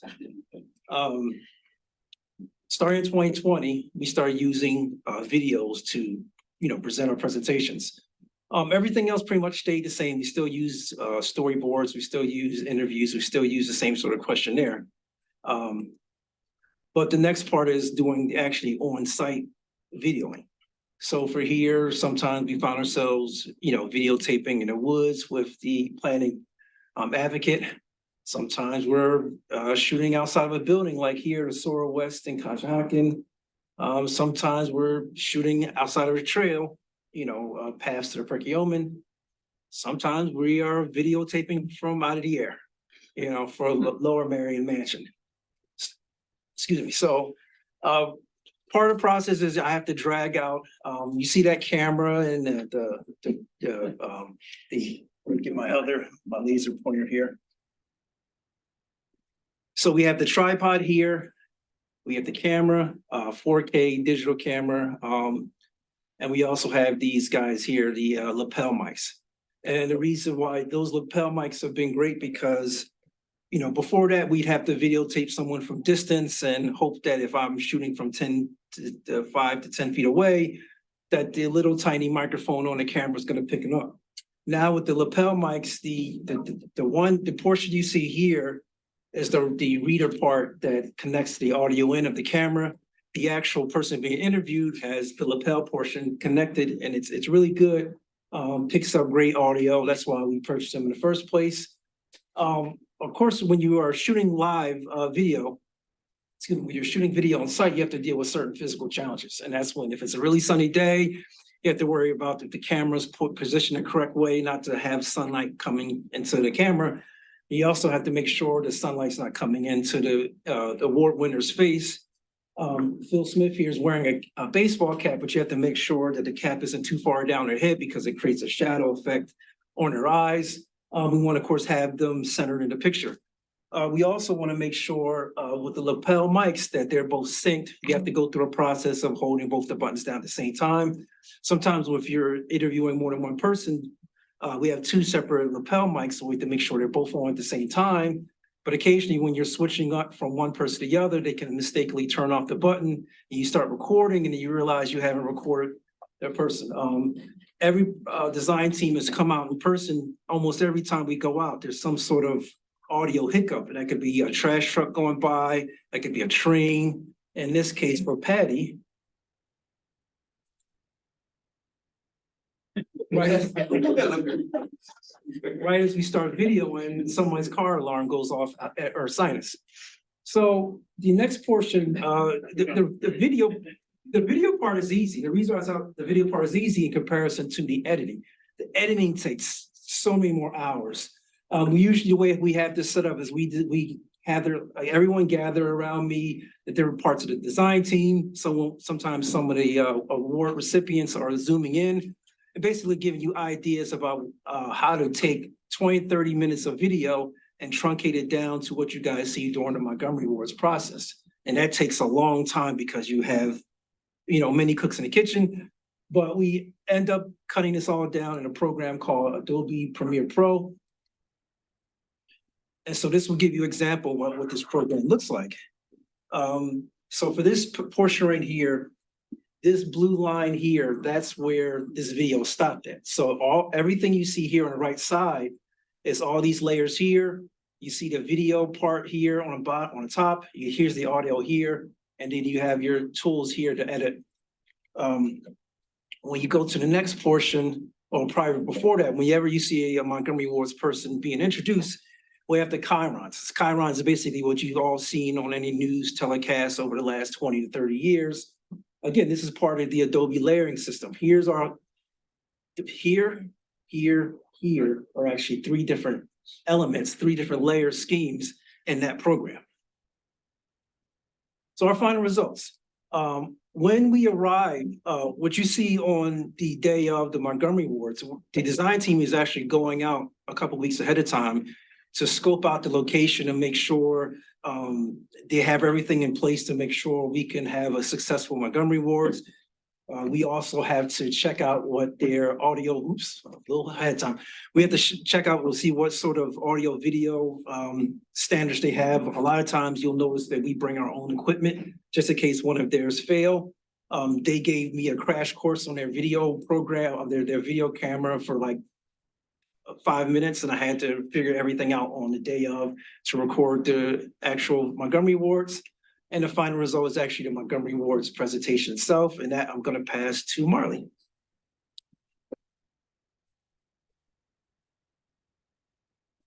Good morning. I presented to the board so many times I've lost count the last 11 years. There. Right, so here we are back at Montgomery Awards celebration, which as we're building the case, this is where everything comes together. This is where we premiere the videos that Rob spoke about and unveil the profiles that Barry discussed. And the profiles themselves go through an extensive process. The staff that writes them with research and fact checking, but then it goes through editing and graphic design and printing. There's still a lot of other things that the team does to make the celebration such a memorable event. There's ordering of the trophies and making sure everything is spelled correctly on the trophies, punctuation and the name of the business or something. Printing the certificates that we give the winners and creating the posters that are displayed. They're all carefully branded with the colors that were chosen for that year that you'll see throughout the printing. The posters themselves are displayed at the event and really help create that space during the networking hour where people can stop and talk about the project. But it's all carefully planned because this all starts months before. If you remember the schedule Barry showed, getting ready for the celebration is part of that. And some things start many months before the event itself. Selecting the venue, for instance, sending out the invitation, making sure we're on the county commissioners schedule. Because we've been fortunate for many years now to have all 3 commissioners attend, which I think is a big draw and a testament to the program's importance. We invite all the winners and their design team, and they all have a chance to speak, which of course we need to try to manage as part of the timing. How long will each person speak? How long will each commissioner speak? Developing a script to help things go smoothly, and how long will Pattie and Steve talk? Forever. Which is why it's so important to make sure the videos are edited down to 5 minutes, like Rob mentioned, which is a big time investment ahead of time to get those down. But we felt we really achieved that last year. So that work we're proud of. Yeah, I think Barry mentioned this also. I personally think the videos are an excellent addition to the ceremony. They're very interactive and colorful. You really get to see more of the project and more of the design team than you can just in the print profiles and so. But we do need to make sure they're curated carefully to fit into the ceremony. So last year, the ceremony itself was at Meadowood, which was actually a winner from the year prior.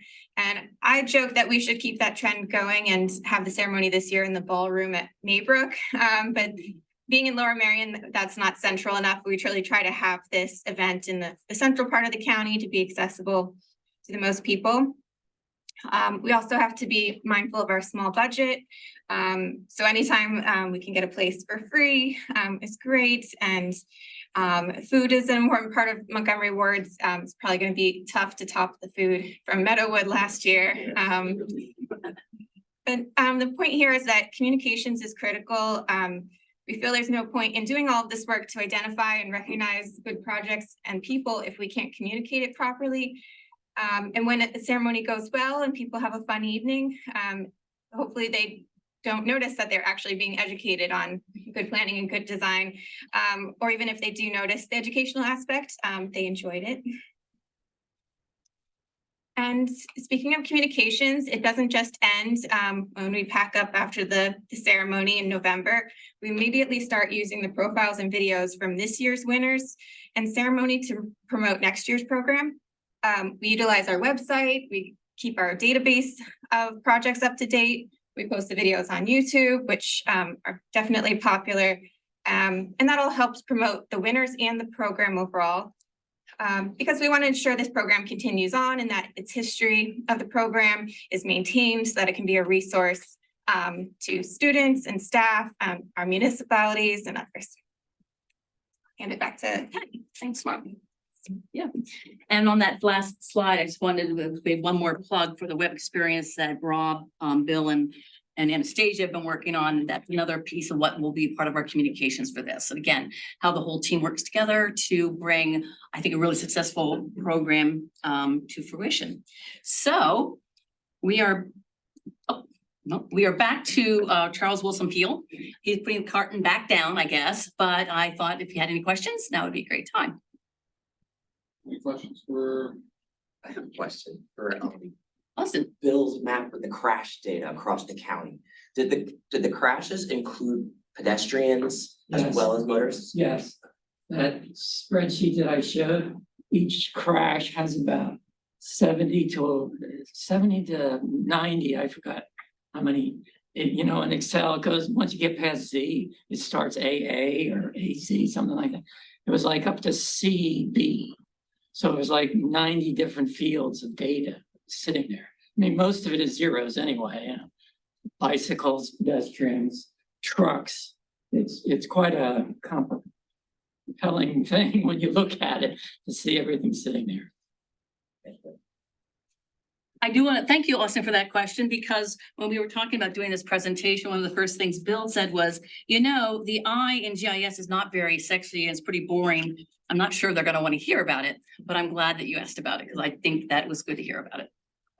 Anything else? Questions or comments? Yes. So I'm relatively new to the board compared to some. This really opened my eyes to a part of the staff that typically doesn't present to the board. I wish they would do it more often because the Next year, guys. the presentations across the board were fantastic. I really enjoyed it a whole lot. The other thing I'll say is, as a lawyer, words were always important to me. Graphics, not so much. As my wife and I travel, as I'm involved with the planning commission, I'm less involved with the words and more involved with how things are presented and catch your eye and make you understand about whatever it is that you're trying to communicate to the observer. So I really appreciate your efforts, and I'm coming to acknowledge them more and more. Thank you very much. Yeah, yes, thank you. Very well done, yeah, what it was. And I guess that the designer in me appreciated Anastasia and her series of how that evolved, the logo and the discussion and the sketches. And I really did appreciate that, so thank you for sharing that. That was But my first overall, presentation ever in my entire life. And I look, I'll be doing it again. Yeah, the whole team did a great job. Thank you, Very thank well. you. And Patty, I think it's fair to mention that the scale of what we do and what we work on, this is only 3 projects. And we'd be here till next board meeting in a month. We went through everything and you don't want that. So, but thank you, Rita. You're right. This is just a slice of what we do. So. So we gotta move on, or Yep. any other comments, Dan, Sandra? I was. Come a long way, baby. Yeah. Well, I'm the new kid on the block, and I have to say, I was just totally impressed. You had my attention the entire time. And I must say, the logo, that really struck a chord with me. I was actually looking at this, is this what we will move on to? Would this logo continue? That's the last one. So we'll be getting the new Yeah. next, so that was absolutely awesome. Very cool. Thank you. And thank you, team. I really appreciate all the work you did. Just thank you. Yeah, a lot of kudos to the whole team, and clearly what happens behind the scenes is always interesting. I am personally interested to see, like, if you're the heart of the planning commission, I want to see what other body parts are brought up. Well, I'll leave that up to Matt and Eric and Drew. Matt have to be like the. Thank you. So. Of course. Thank you very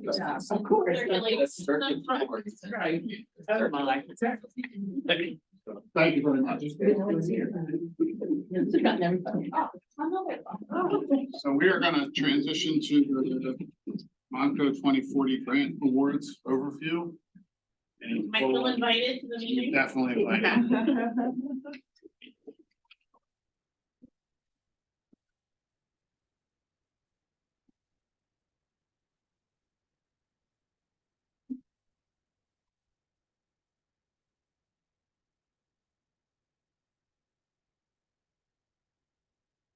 Hey, Ian. Okay. How are you?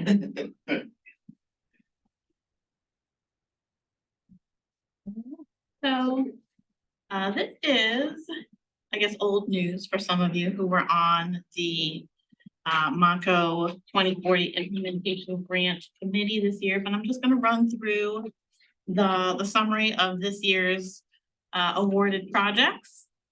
This is the 9th round of this grant program that helps to implement that Montco 2040 plan that we gifted you today.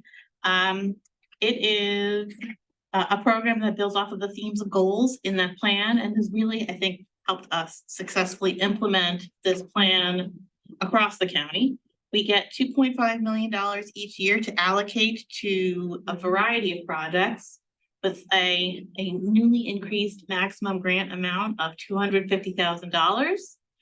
For the most part, we limit the applicants to municipalities, but a municipality can partner with a nonprofit organization or other entity to apply together. We'll see an example of that in this year's round of projects.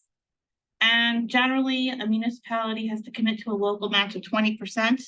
New this year is that we had 10% match for some of our less resourced communities, that we wanted to encourage more creative applications, I guess, from our municipalities. I'm not sure that the lower match amount was entirely successful, but still new, and I think that we'll keep testing it out. overall, we received from 2016 to 2023 more than 200 applications, and we've awarded 127 grants. This year, we received 23 applications and awarded 13 grants, and had more than 4.2 million in requests. I was gonna say next slide, but that's up to me.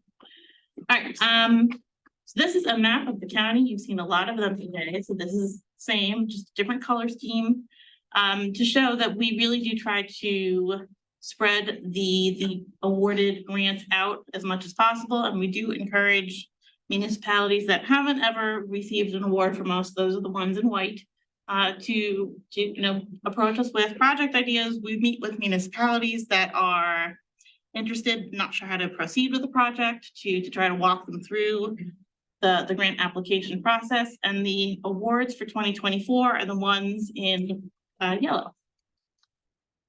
We evaluate the projects internally. Myself and Chloe reviewed this year's round of applications on a variety of different factors. Impact of the project and how widespread that might be. Do the projects meet local and county planning goals? Do they work with us on a regular basis? Do they bring other local funding sources to the table? And we ultimately bring the projects to a review committee that's made up of some MCPC board members as well as other county departments that help us review the projects overall. So that brings us to this year's round of winners. Shouldn't say winners, but a grant awarded applicants. First up is Abington Township with the Ardsley Wildlife Sanctuary. This project is receiving funds toward the rehabilitation and development of this garden site. There will be a new ADA accessible path to a stormwater basin. This will help address erosive runoff there, and it will help remove and manage the reemergence of invasive plant species there. Collegeville is receiving funds towards the Bums Hollow Perkiomen Trail connection. This is going to connect the middle of the 400 block of Main Street over to the Perkiomen Trail through this borough-owned property. Next up, Hatfield Township is receiving funds toward Clemens Park stormwater management. The township recently added new acreage to the park that is basically a blank slate, and they are doing a variety of upgrades to this new addition to the park, including parking, but also and a playground, but also the stormwater management aspect that we are helping to fund. Lower Gwynedd Township is receiving funds toward the Penland train station trail connection. This will connect the train station, which is up here, and provide an off-road pathway that will be accessible to the apartment complex here, and to give people a way to safely access Penn Ambler Park down here, as well as offices that are kind of off the screen, as an additional park that's up here on the other side of the train station. Lower Marion Township submitted 2 applications. We are only allowed to pick one. They were both interesting and compelling projects, but this is for a solar installation at the Ludington Library branch, where they will install roof panels here on this part of the library building, and parking lot canopies down here on this part of their property. Lower Salford Township is receiving funds toward the Yoder Road Sidewalk Connections Project.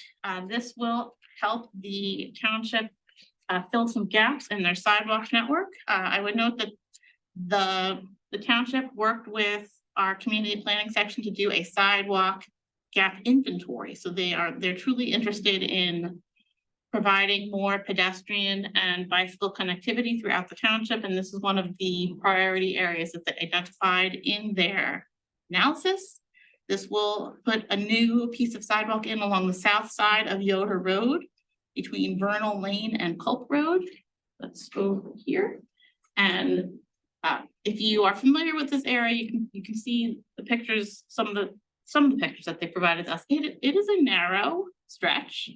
They are putting the sidewalk in it with some obstructions in the way, but they're confident that they can get a 5-foot wide sidewalk through there, successfully connecting several area amenities, including the Indian Valley Middle School. Crosstown also submitted for a sidewalk project, but they are looking to replace sidewalks that have been upheaved by trees that have outgrown their tree pits. So this project will not only replace the sidewalk pieces that are broken or out of place, but also address the trees and missing trees that have been taken down over the years. Are they using a flexible sidewalk or using concrete? They are using a mix of the two. They will be using FlexiPave around the trees, and we had a lengthy discussion with the borough on this topic because we weren't sure how much was going to be FlexiPave and if that was the appropriate solution. They have done their research, and we're confident that this will work out better for downtown Potsdam. Next, Red Hill Borough is receiving funds toward a parks improvement project. This will fund ADA upgrades to 2 parks, which are Red Hill Park and the Bioretention Garden that received funds from this program previously. Upgrades include ADA parking spaces, sidewalks, and new ADA compliant paths and ramps. Royersford Borough continues on with their downtown improvements to put in new improvements at Victory Park. This is, I think, one of the most heavily used parks in the borough, and this will work to establish new permeable paved pathways, upgrading the playground surfaces to poured in place surfaces that meet ADA standards, and replacing picnic tables and bench seatings with an equal selection of ADA accessible options. So basically everything but the playground equipment. So here's that example of a municipality that's partnering with a nonprofit organization. TRAP applied for funds on behalf of Historic TRAP, which owns a variety of historic sites in the heart of the borough. Historic TRAP is in the process of renovating and restoring the Speaker's House, which belonged to the original Speaker of the House. But they are, I guess, accelerating their efforts in preparation for America 250's celebration in 2026. So this will go toward renovations for the interior of the building. Upper Moreland Township is renovating Woodlawn Park and received funds to go toward native plantings, stormwater management, some other furniture, as well as, intriguingly, a historic USGS marker and plaza as the township looks to, I guess, memorialize the high point at this park. White Marsh Township is receiving funds toward the Spring Mill Junction improvements. There's a lot going on in this slide, so I'm going to try to explain what White Marsh has in mind. This is a site that is adjacent to the Spring Mill train station, as well as Courts at Spring Mill apartment complex that was highlighted in an earlier presentation. They're going to install a crosswalk here and a plaza space over here to accommodate the Schuylkill River Trail riders and others who are coming on and off the train and the trail. There's a cafe that is over, keep losing the pointer. There's a cafe over here that is a popular spot for people to come and use, but they don't really have a place to be off of the road. So it is, to some extent, you can see down here, someone who's sitting on the sidewalk, but they're hanging out onto the street, somewhat of a safety issue for the township, and they'd like to try to proactively address it. So there's the platform, and they're also installing better crossing here where the trail crosses the roadway and leads back to the SEPTA parking lot and the potentially rebuilt in the future David's Bottom site.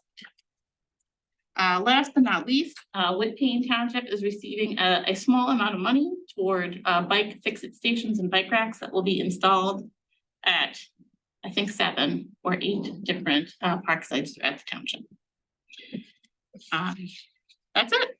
Next steps for Montco 2040 grants are that in addition to these 13 new awards, there are always other projects that are in the middle of being constructed or reimagined.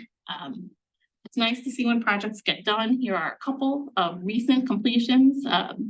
Ambler's urban garden at one of their parks and some sidewalks in Lower Moreland Township, where our former board member Jill is there with a ribbon cutting ceremony. It's nice to see the impact that these have had locally. We've had a lot of projects finish and a new project wrapping up all the time.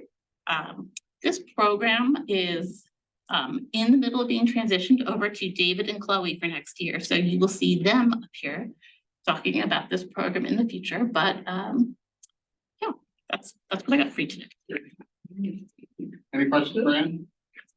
This is a great program. I mean, in 9 years, the discussion originally was how do we incentivize communities to move forward with policy and implementation projects that are in the comprehensive plan. And so these are a lot of things that we talked about in the comprehensive plan. These are often, because of the amount of money, they're not the mammoth projects, but sometimes they're a component of a bigger project. But I think it's been great for the county. It's been great for us working with municipalities. We've seen so many wonderful projects. We talked this with the county commissioners. Do we tell them how we're giving money out to communities? They to do this? Well, they have to approve. They have to approve? Yeah, Okay. we give the recommendations and they get presented they get presented to the county commissioners and they have to approve the funding. Okay. I was gonna say, from my impressions and through that process, the response has been very positive. I think you always worry about how people are gonna perceive or think of something or not even wanna change it. I feel very good about how they view it and how we presented it to them and the value they see in it. In fact, I think if anything, we might ask for a little more money. Or in this upcoming budget process, there might be some spin-off programs or ideas based upon the success of this, commerce, our new commerce director has some ideas. And I think everyone's starting, realizes how we've done this well. And whether it gets applied toward another program focused in a different area or expands upon this one, I think those are both on the table over the next 6 months. I mean, it's easy to show that there are tangible results. Yeah, right.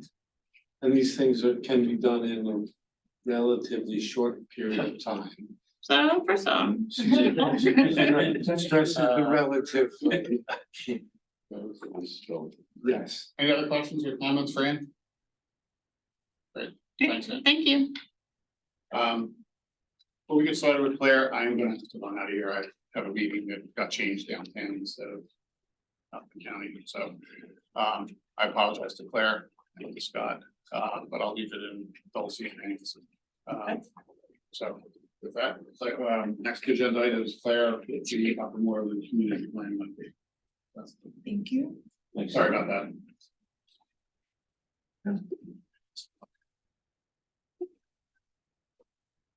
Morning, everyone. I'm here to present on the Upper Moreland Community Planning Assistant Contract that started in January 2024. So just for a little bit of context for where Upper Moreland Township is, it's located right next to Abington, Horsham, on the border of the Montgomery County, southeastern border of Montgomery County. So in the last contract or the previous contract period, we worked on a number of significant projects, primarily the zoning update. So we're doing a comprehensive zoning update. Previously, they adopted their 2040 comprehensive plan that was in the summer of 2020.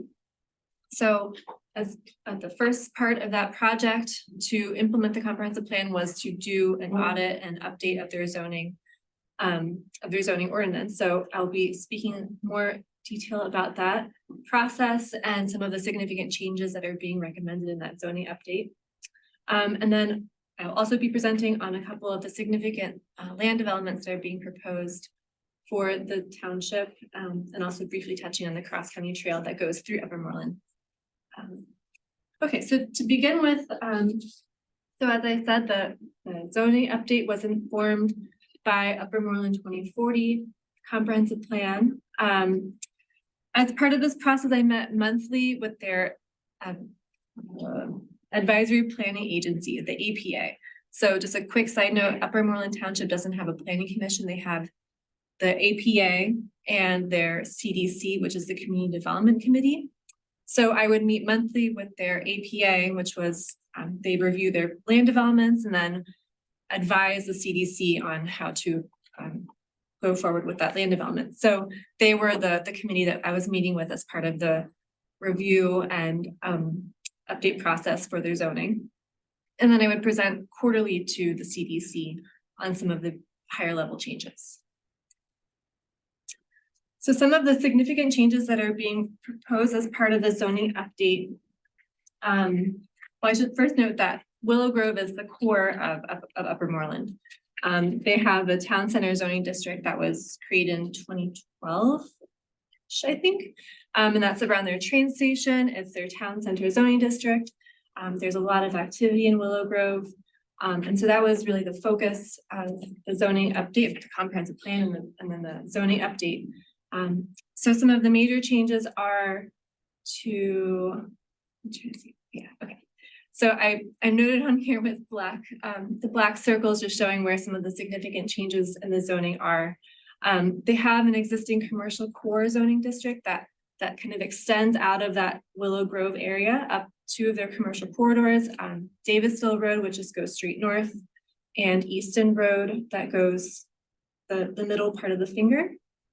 And then we also created a new corridor or commercial mixed use district, the CMU district. It's shown in light pink and circled on Easton Road primarily. Previously, Upper Moreland had a variety of different districts, and we will currently have a bunch of different uses, a lot of different zoning districts along these main commercial roads.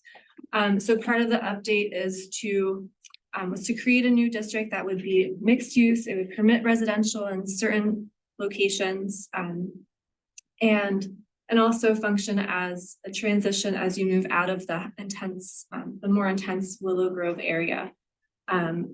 Also of note, around the Willow Grove area, you have these pretty high dense, relatively single family detached residential neighborhoods. So you have this really tight neighborhood has developed over the years around Willow Grove. So you have a lot of people living in this area.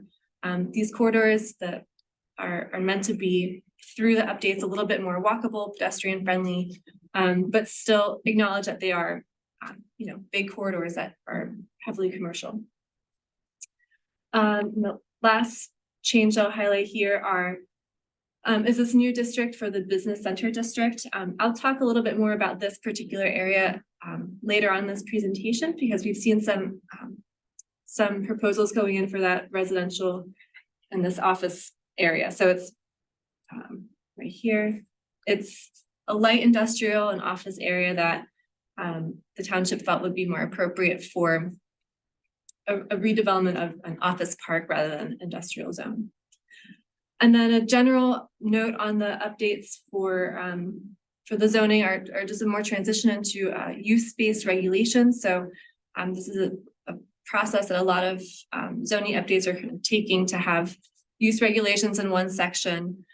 This is meant to accomplish overall just simplifying the zoning ordinance to make it more user-friendly and accessible, and to make it more accessible for people to look at and understand how the different uses are applied in each of the districts. So residential uses, this is a really important part for most of the residents when they're involved in the zoning update. And we had a lot of different meetings with the township on how to look at the residential districts and how to update them. So fundamentally, they are not changing. Bill did early in the process a test of the dimensional standards of all of the zoning districts and measured the setbacks to check to see how on the ground the residential districts are with the current code. So what I mean by that is what the code requires in terms of setbacks and lot sizes is pretty consistent with what's already there. So we felt that it wasn't necessary to change that.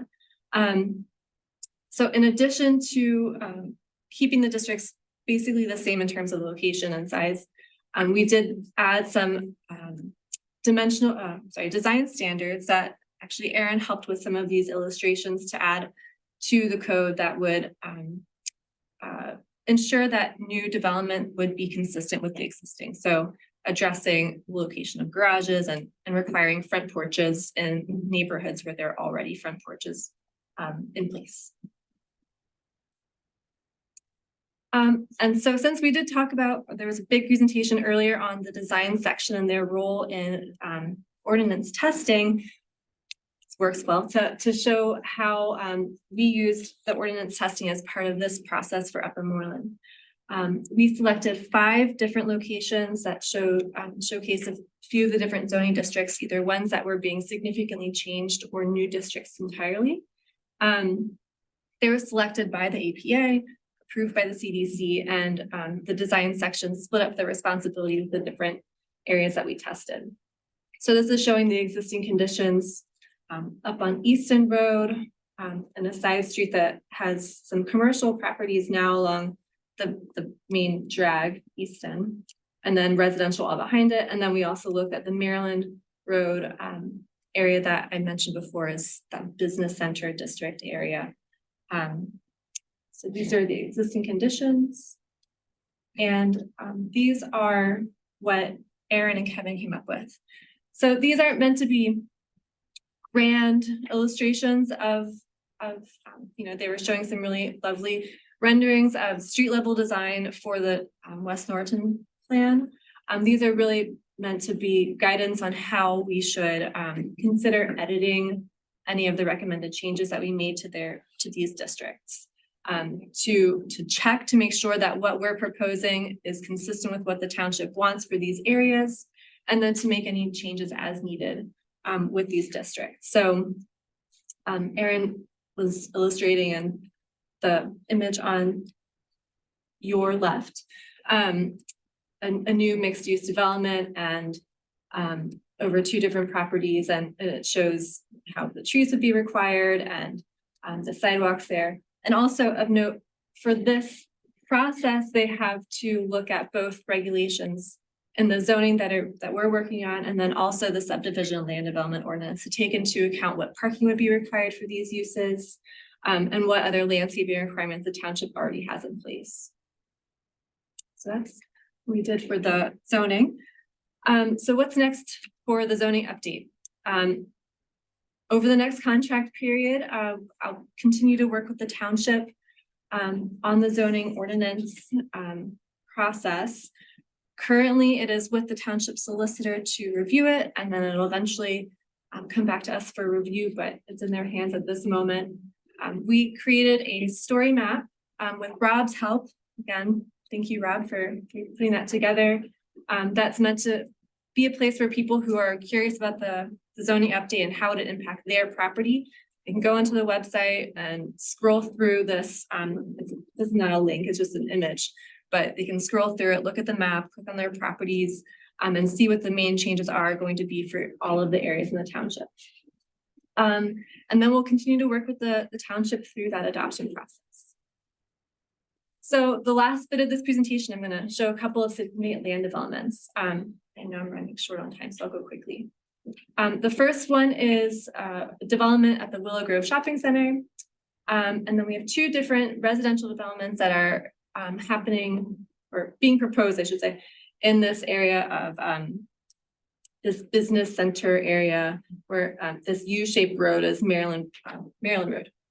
There's been a lot of activity there, and that is part of the zoning update to the township is trying to pull back on some of the multifamily residential developments that are coming into the township. They've had a number recently. So the Willow Grove Shopping Center is a huge redevelopment. There have been a number of different mixed-use proposals starting in 2012 for this property. And this is the current iteration. It would update some of the existing buildings, redevelop a large portion of the existing parking lot, and provide new buildings as well as one large mixed-use building that would have 261 units consisting of multifamily and townhouses. So Park Avenue is along the top road. This is the top line here. That's Park Ave. Across the street from this development is the township building and the public library. And you can see in this image from their submission, it shows the township building here and then the new development across the street. This is going to be a huge change for Willow Grove. It's going to bring a lot of people, and it's going to really improve the shopping center that is well, mostly vacant at this point. They'll also be adding 2 new roads. These green lines show the roads that will be connecting Park Avenue to Easton Road, and then it'll connect the Easton York intersection area all the way through to Moreland. So this is going to really change the way people get around through this district. And the Willow Grove Regional Rail Station is just off the page here, so it's hopefully going to bring a lot more people that will be living near transit and be able to take the train. Okay, and so the last 2 land developments that we've seen come in recently, within the past year, are a redevelopment of the current Executive Muse complex that has like dentist office in there and other medical offices. And then just nearby is the other circled area is an extension of the Willow Point apartment building. In total, this will bring 327 apartment or residential units to this district. This is really not primarily a residential area, so it's going to be redeveloping these large office buildings and kind of light industrial manufacturing buildings. So this is significant for the township, and they might get a little bit of pushback in terms of future redevelopment in this area. I just wanted to show the 2 different plans. The bottom one is this redevelopment for the Executive Muse property. It's large. It's going to have many buildings, 272 units, and then above that is 55 units in one building. That's the extension of the Willow Point Apartments. And then I also wanted to show how our 247 letters can have an impact in a lot of these communities. In this case, we did a simple SketchUp on this site plan to show how they could incorporate more gathering space, how they could consider other vehicular access ways, and how they could improve their pedestrian connections in this area where there's a bus stop there, the Cross County Trail might go through that area. So because we sent this illustration along with the 247 letter, it was received well by the applicant and also by the township. And so I've heard since then that they will be looking into making significant changes to their proposal based on these illustrations. So I thought that was a nice way to highlight how our reviews of these developments can have a good impact for the communities that we work for. Oh, these are lines, Drew. And the last bit is from the open space and trails planning section, not community planning section, but because this is a big project, it's going to go right through Willow Grove or through Upper Moreland. This is significant for the township. They completed their feasibility. The county completed the feasibility study for the Cross County Trail East portion of the Cross County Trail that will connect the Pennypack Creek to the Willow Grove YMCA. This map here shows a few different proposed alignments that were developed through extensive public engagement that they did as part of this feasibility study. Okay, so for the next contract period, we will be continuing to work with the township on their zoning update, to work with them through the adoption process. And afterwards, we'll do another audit of the comprehensive plan. Like I said, this was the first step in implementing the plan, and so we'll be reviewing it for other projects. Likely we'll be doing some updates to their subdivision and land development ordinance to be more consistent with their zoning update. That's all that I have.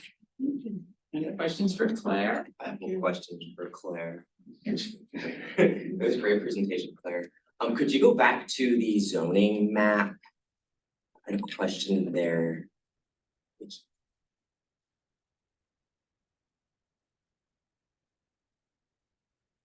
That's the one. Okay. For the 3 highlighted roads, I think you mentioned the one on the right is Jacksonville Davisville? and Davisville, and then the one on the far left is Easton. Yes. And the one in the middle is that York Road? Yes. Okay. Cause you had, I think you might have misspoke, because you said Easton Road twice. So My apologies. I wanted to know with the middle of York, what new zoning development is there? Yeah, I meant to say York. You're Yeah. right. Thank you for catching that. Where the dark red is the commercial core that's going to be extending a little bit further north on York Road and Davisville. And then after that, you have, with all the properties that have frontage on York Road would be, that corridor mixed use, the same as Easton. Okay, just one question, were ADUs discussed in? Yes, yes. We had a number of discussions about housing. There's no dwelling units. Yes, ADUs, accessory dwelling unit, yeah. They do permit it currently. There are some restrictions on the people that can live there and the form that it can take. So it can't be in a separate structure, like in a garage. It has to be in a basement or in the unit. And they Can't be in a garage, and it can't be a new no. building. Yeah. So this is something that we're trying to encourage. It seems like a community that should consider this. I don't want to take too much time. Yes. But I think it's going to be an interesting challenge as we move forward. Yeah, and it's something that we're trying to take baby steps with at this point because there's been a little bit of pushback. Thank you. Okay. It's common with, other municipalities, general sense of municipalities, a lot of them allow it, a lot of them have a lot of restrictions, which make it a little less useful. Baby steps is. It's been in shopping centers. I remember being before in Harvard. Right. Okay. Thank you. Great. Director's report. Let's start with the good news. Staff news. We'll start with Austin. Austin is our newest planner, Austin Mosby. You have been introduced to him before if you've been here, because he was an intern with us about a year ago, more or less.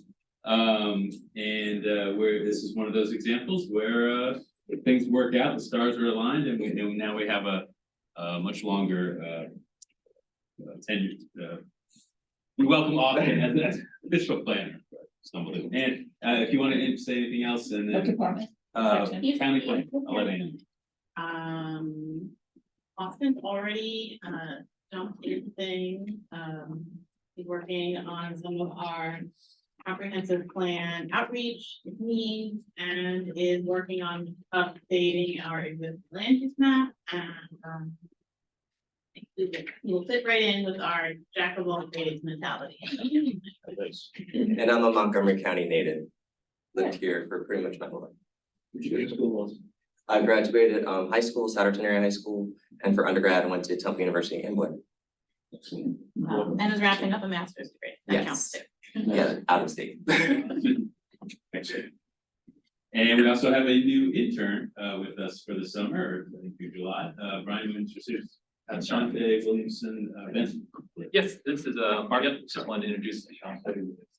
He is a rising senior at Temple University in their community development program. He's been working with us a number of different projects within space, trails planning, inventories, transportation, and environmental planning work as well. And yeah, so he's hoping to suss out whether planning is the right fit for him. Say anything, use yourself otherwise. Yeah, well, yeah, I'm currently in Temple, just trying to basically figure out what exactly I want to do. And, what I'm looking for. And I wanted to also say that, we're happy to accommodate them through the Montco Rise program, which is run by the Montgomery County Intermediate Unit, which is able to help us to pay them to have a paid intern. Nice. Which was the same program Austin was in as well, and so it's been great to be able to help with that. So it's- Yeah. Welcome. Okay. Great. We will be introducing another planner to you next month. Adam Shantz is going to be starting in the community planning section on July 1st. So that brings us to 2 open positions, and one of which I hope to have a positive announcement very soon as well. And the other one, we have a large swell of applicants, which is the principal graphic designer for communications. That's our most recent opening. So I am very happy for once, maybe the first time in 3.5 years of where we stand with our vacancies and hiring opportunities. And much of that is due to the compensation study that was done last year and brought our salaries a little more definitely in line with the market. And that's encouraging news. That's great. Also, again, I extend my welcome to Sandra joining us on the board. At the same time, I thought I'd mention it, or at the same commissioners meeting that Sandra was appointed. We also had a reappointment of Jonathan Rindick to our board, so we're going to be putting up with him for a while longer. Gladly so, though. Thank you, Jonathan, for willingness to go another term, and we're glad to have you. Okay, other news. Montco 2050 had a lot today. As was mentioned previously, the advisory committee is officially launching. That membership roster has been created, and I knew I wouldn't have time to really dive into that, so maybe I'll set aside some time next month just to give everyone a better understanding of who's on that committee. It's a big one. We have 41 members, and our first meeting is June 28th. And just so the board knows, we do have 4 board members serving in addition to Dulcie as a co-chair. Stephen Klein, Nicole, and Jonathan will also be serving. Unfortunately, we had to have a hard cap at 4 with 4 members due to quorum issues. So that did limit our invitation to others, but also we value your time. We'll be bringing comp plan issues and updates to you as well, to this board along the way as well, just so that we're not missing the opportunity to Do our meetings have to be public? they are not public, no. They're not, but yeah, they are not. And so we'll report back on how that first meeting goes on June 28th, and very excited and looking forward to it. Also, the Citizen Lab, the public engagement site, which is called Engage Montco, is up and has been up and running for a little while for the comp plan. There's some new projects also being added to that platform as we're trying to take it for all it's worth and see how useful it can be, such as the prison site, and the public survey going on with that, community health survey, and we're talking to a couple other departments who might have a project they want to put up there as well. Just a quick update on housing affordability progress. Since the summit, we've had some good discussions with a few of our municipalities who have reached out to us, and we're fulfilling our willingness and desire to work with municipalities further on this issue. One of those efforts is to make ourselves available to do a detailed analysis for those who want it, focused on housing needs and opportunities, looking at the zoning code, looking at the zoning map, and going a little further to identifying opportunities and what those mean, what steps could be taken, and how those could result. So we've already had a couple municipalities reach out to us, and so we've had a couple meetings and a few in the future, and looking forward to again take incremental steps and try to find partners, people willing to look at that issue and see what they might need in their community. Every community is different. Some have already made progress. Some may have not. Some are more willing than others, and we're here to explore and find those opportunities the best we can. So that we'll continue to keep you updated on that. Later this year, a little preview, as most of you know, we try to do an away board meeting and tour in the fall. It's been October the last couple of years, which has worked out well weather-wise. So I think we're going to continue that pattern. This year we've already identified, and while we've just initiated the planning for this and actually haven't really talked to the municipalities yet themselves. So I'll state it anyway. We're looking at Cheltenham and Springfield as being our locations for the tour and the away meeting. There's a lot going on in both those communities, lots to see. And we feel it'll be another terrific opportunity to be out in a specific place in the county and see what's going on, see the issues and projects that are coming out of those places. So stay tuned for more info on that as we prepare for that in October. Finally, your events list was shared earlier, I think this morning. Lots going on in the next month as we enter the summer. I won't highlight too much other than one item which actually didn't make the list, but probably should have had on there. Over the next 2 days, there is an event in Pottstown called U.S. Department of Transportation is coming into town, and a gathering of elected officials and community members and stakeholders are going to be talking about infrastructure needs and capacity building for grant opportunities. This is called the Thriving Community Program. Pottstown was accepted into it last year, one of only 60, I believe, throughout the country, and the only one in this region. And so it's been an interesting start, but this is a really interesting event. Though, like I said, I'm going down tomorrow for a session with elected officials, and some of our staff will also be there to talk about equitable transit-oriented development. The rail project from Reading to Philadelphia really helped spur the recognition and need for this event. So, and we're trying to take advantage of it with how transit-oriented development comes in, but also how the existing community is served, and trying to do that proactively and constructively so as we avoid some of the tensions and issues that can come about with change like that. So anyway, I'm excited about that, and I think I'll end right there. You can use my tagline, Pottstown, the poster child for possibilities. That's For years, I've been waiting for them to. Too bad we all started our crew here. I think that's the logo. That'd be a good one. So, thank you. Any more comments? Can we adjourn through common consent? Yes. Thank you, everyone.